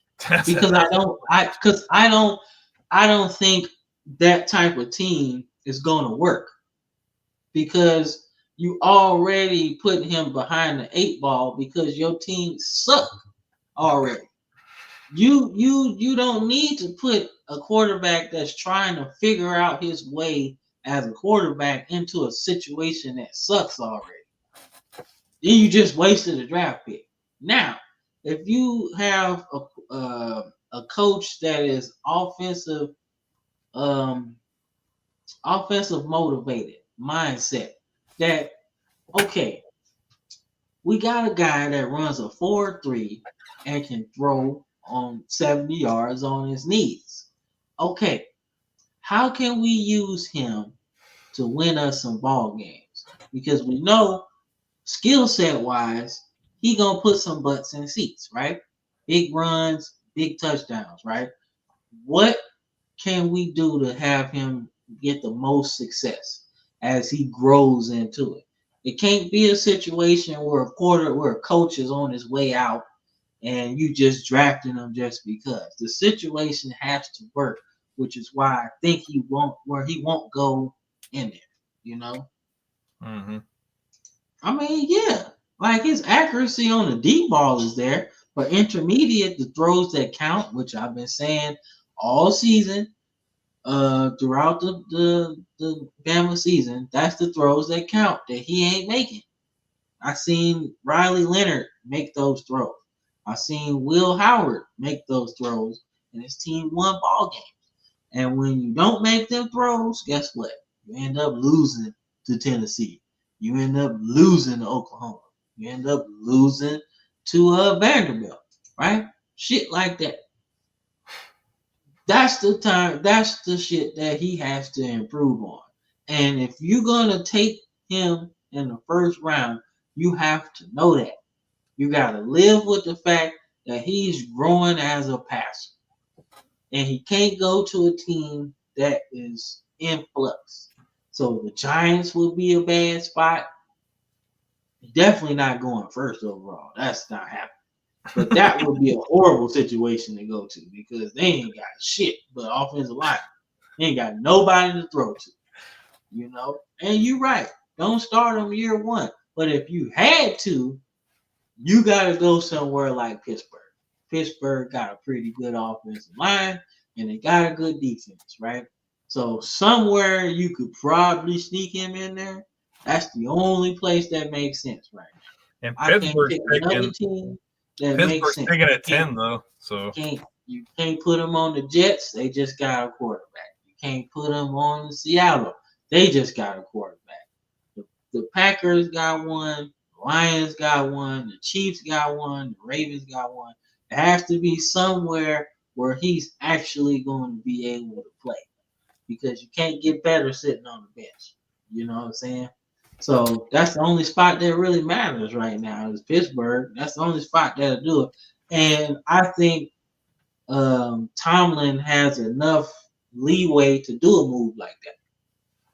He's about the only coach that can really make a move like that right now, because he's got the Super Bowl, so he's had success with not winning Super Bowl, but consistently getting his team to the playoffs. So that's the move. That's the only coach I think that could make that move and be like, okay, we let you have this one, mm-hmm. you know. But That's the only move I think, man. After that, guess is mine where he goes, man. But if he going first round, it's probably to Pittsburgh or somebody in the late 20s, 30s. Somebody trade back into the first round, maybe. I don't know. But I don't think he's going first round. Now, does he have first round potential and could it help you put butts in seats? Yeah. But you gotta understand that you're not gonna win as much as you want to win because he's going as a passer. It's gonna be the same shit with the Colts and Anthony Richardson right now. You know, like how much time are you really gonna give him? Because right now you're giving Anthony Richardson what 3 years, 4 years, 3 years, something like that. Right now, this is year 3 or 4 for him. No, it's not year 4. It's like year 3. So yeah, right. So you've had him for three years, and he hadn't had no growth yet as a passer. Now he did get hurt a couple times, so that can hurt your growth as well. But when he did play, then he tapped out the football game, bro. Not the way to good. Hell no. Are you serious? Yeah, you can start Minshew, but you wasn't winning no ball games. Don't get me wrong. We love Minshew Mania, but we love Minshew Mania, but you was better off starting your rookie that you drafted. Him saying that is the equivalent of Billy Napier not starting Lagway right away and starting Graham Mertz. That's literally what that is. Yeah, like you start Minshew, and you just delaying the inevitable. It's like dude gonna take over eventually, and the best way you can help Anthony Richardson is letting him play. That's it. That's the like sitting a quarterback is never gonna be the way to go, right? Yeah, it happens to some. It used to happen all the time. Draft a quarterback, have him sit for a little bit, and then do what it do. It happened with the Packers and drafted Aaron Rodgers. He sat for a minute. Now he's one of the best quarterbacks to ever play, right? You can do that, but now you can't because you don't have that leeway no more. These owners will fire you after year 1, quick. So if you drafting a quarterback like Gerard Mayo did with May, right? Drafted May, and it's like, oh, cool, right? But he up out of there, So now it's like, all right, you got to hit on these quarterbacks, That era of drafting and letting them sit or letting them bump their head for a little bit, man, that shit is over, dog. Because as soon as they fire the coach that drafted you, you become on the clock. Because now the new coach and the new GM is going to want to bring their own guy in and do it their way.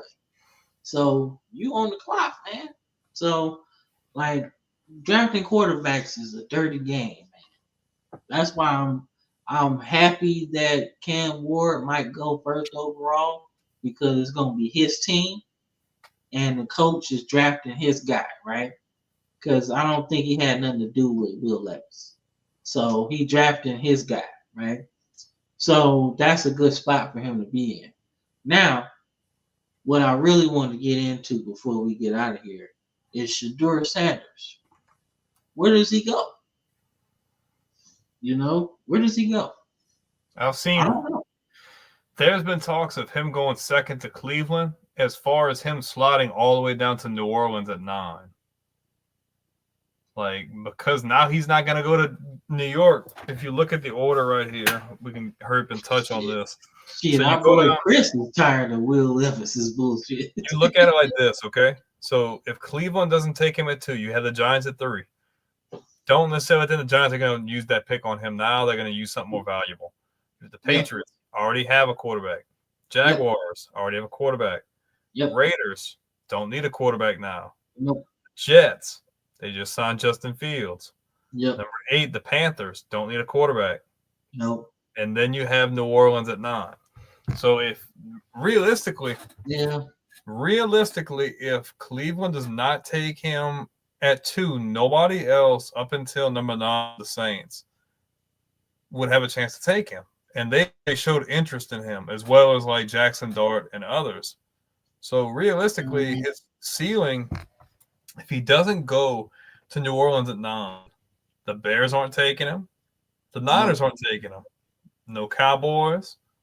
The Dolphins aren't taking him. The Colts aren't. The Falcons aren't. The Cardinals. Literally nobody else until Pittsburgh at 21 could make that move. So you could realistically see him go anywhere from 2 to 9 to 21. Realistically, if Cleveland doesn't take him, I think New Orleans might take him at 9. I just think that's a realistic. I don't think Cleveland taking him. I think they're going to have Bill Carter. If they don't, I could realistically see the Saints taking him at 9.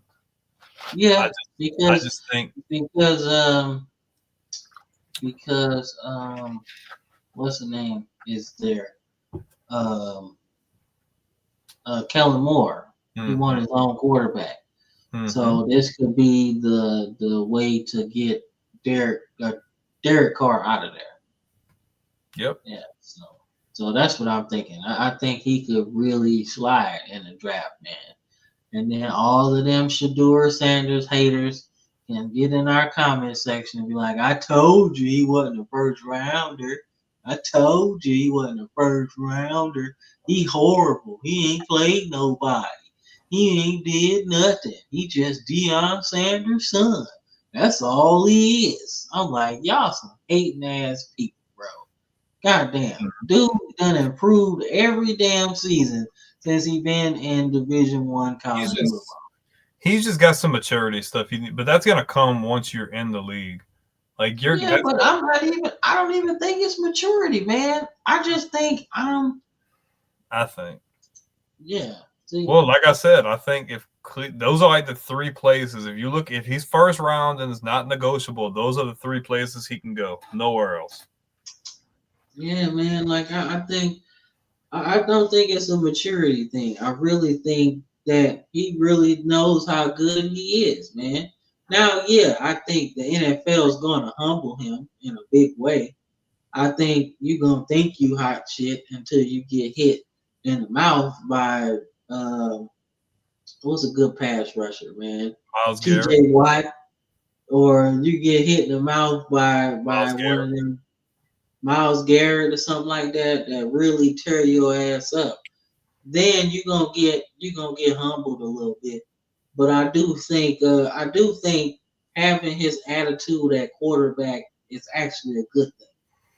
I don't have a problem with an attitude at quarterback. I just think I don't know how to say it. I'm not a hater at all. I like his game. I just think there are some deep-rooted maturity things that could be a concern. Yeah, I mean, but shit, you would be immature too, bro. If your daddy had all the shit that he had, you would be immature too. But I do like the work that he put in, though. Like, I can't deny the work he put in as far as being at Jackson State. Like, when he was at Jackson State, did you think he was a first-round quarterback? Man, it was talked about. Like, I didn't think so. Then he went to Colorado, little step up in competition. Then he got the team better, and then Colorado moved to the Big 12, right? A step up in competition. So I didn't understand where that thought process was that people were like, oh, he didn't play anybody. He went from FCS to the Pac-12 to the Big 12. That's a step up in competition every year. Yeah, the Big 12 ain't the SEC, or the Big 12 ain't the Big 10, but that's still a Power 4 conference, right? And the Pac-12 was a Power 5 conference. It was at the bottom of the Power 5, but that's bigger than the FCS. So every year he's played tougher competition, in my opinion. So I never understood where that came from. But that's where the haters go. They just like, man, he's just arrogant. And I'm like, yeah, come on, man. Every quarterback is arrogant, man. They think they can make every throw until they can't. Everybody needs a little humble pie, man. Everybody does. Everybody. With Ash. No, you're talking about Ashton Genty. I mean, look, man, look. If you Here's can my play thing that, about it. if you can do it, look, we ain't gonna be on much long, but if you can do that in a Power 4 conference, I don't give a damn if it's the freaking Mountain West. I don't care if it's the MAC, the Big Like 12. Those that's what numbers speak for themselves. that's what I can't think of. I can't understand why people keep looking at it like he ain't playing in Division One. It's hella people that go to these smaller schools and win. I mean, and play real good. Everybody ain't gotta go to Ohio State and be a good guy. Yeah, Eddie George had almost 2,000 yards in college, but yeah, he was good. But dude, you don't know how he got to Boise State because he really could have went anywhere. He was just as good the year before last. He was good. He could have went anywhere and did that. But the fact that he did it at Boise State, that's what everybody worried about. But I mean, Eckler went to a small school. Come on, man. Eckler went to a small school. Alfred Morris had 1,600 yards his first year. He went to Florida freaking Atlantic. Like, come on, man. Like, you don't have to go to these schools to contribute, man. As long as your team put an offensive line around you, you can run. Tim Smith ran for 236 rushing yards in the Super Bowl, bro. Yep. Why? Because he had a good offensive line. If you expect Ashton Genty to be out here doing what Saquon Barkley was doing in college on the NFL level, you're going to end up in the same shit as him. Knees all fucked up because you ain't got no offensive line. It's 5 people in the backfield waiting to grab you. You ain't going to break 5 tackles in the backfield, bro. I'm sorry. But if you put him on a good team with a good offensive line, bro, telling you, y'all gonna be like, oh man, I knew he was good the whole time. No, you didn't. No, you didn't. Because as soon as his season start, man, I'm gonna look up all these comments on here. Everybody that was talking about Genty and all that stuff, I'm gonna put them up here. Put them up here. I'm gonna plaster everybody comments in here that was talking shit about Genty and that competition. And I'm calling all of y'all out. I got all the receipts, man. So don't be like that. And if Milrow go in the first round, I'm definitely go. I'm gonna have a whole lot to say. y'all ain't gonna be able to shut me up if that shit happen. I'm gonna just let y'all know. Now it probably won't. Like I said, I don't know. I just know if I was drafting and I needed something, if I need something to sell tickets, I'll think about it. I think about it real hard because I know I need time. Now, this is kind of an owner's thing, not just a coach's thing. Because I think if the coaches would say, "Nah, I'm not drafting him because he ain't ready," but an owner like did with Vince Young, right? Man, I really love what he did in that championship game, man. I really like him, or like the owner did with RG3. Damn, he won a Heisman. I need that. I'm gonna sell some tickets, right? That's kind of where it goes. So I don't know, man. But we've been going here for 2 hours, man. So we're gonna call it a show, man. We did our what if, we did our college, we got NFL, man. So before we get up out of here, man, what you gotta say to the people? 50 more subs. All we need is 50 more. If you're watching and you're not subscribed, please go hit the subscribe button, man. 50 more subs, we hit 30,000 subscribers, man. Not even to mention, you're talking about views, all these views you guys are giving. In the less than 2 years we've been doing this, over 38 million. The goal before the end of the year is to hit 50 million. I think we are more than capable of getting there, but we need you guys' help. All you guys who have been awesome and been with us this entire time, or maybe you're just checking us out for the first time, you want to be a part of this. It's a really cool deal. We're doing really awesome, and it's all thanks to you guys. If you like the content, like the video. Leave comments. We love comments. Make sure to subscribe. Make sure to hit the bell notification on YouTube. If you're in the social media, check us out on all those. Facebook, X, TikTok. If you like live streaming on games, had quite a lot of people watching via Twitch. If you want to check that out, we do a lot of live streaming games. And like you said today, like the daily shorts that come out. And if you do enjoy the weekly shows, every Sunday, 8 p.m. Eastern time. Tonight was a little bit later. Please forgive us. Things happen. 8 p.m. Eastern time, every Sunday across all those platforms. You don't want to miss it. Join the movement. If you're not subscribed, subscribe, man. 50 subs away from 30K. Let's get there. Yes, sir, man. Couldn't have said it better myself, man. We're going up with the views, so we appreciate all of that. We're just gonna keep on going, man. Let's keep on doing it, man. March is over, almost over, so we getting into April, so our content's gonna start to heat up real soon. So y'all want to be on it, y'all want to get it. So we appreciate it all, man. But I'm Cam. That's Brandon. This has been the Football Frame of Mind Weekly Show, and we will be back next Sunday. Y'all stay safe, and we'll catch y'all then. Peace.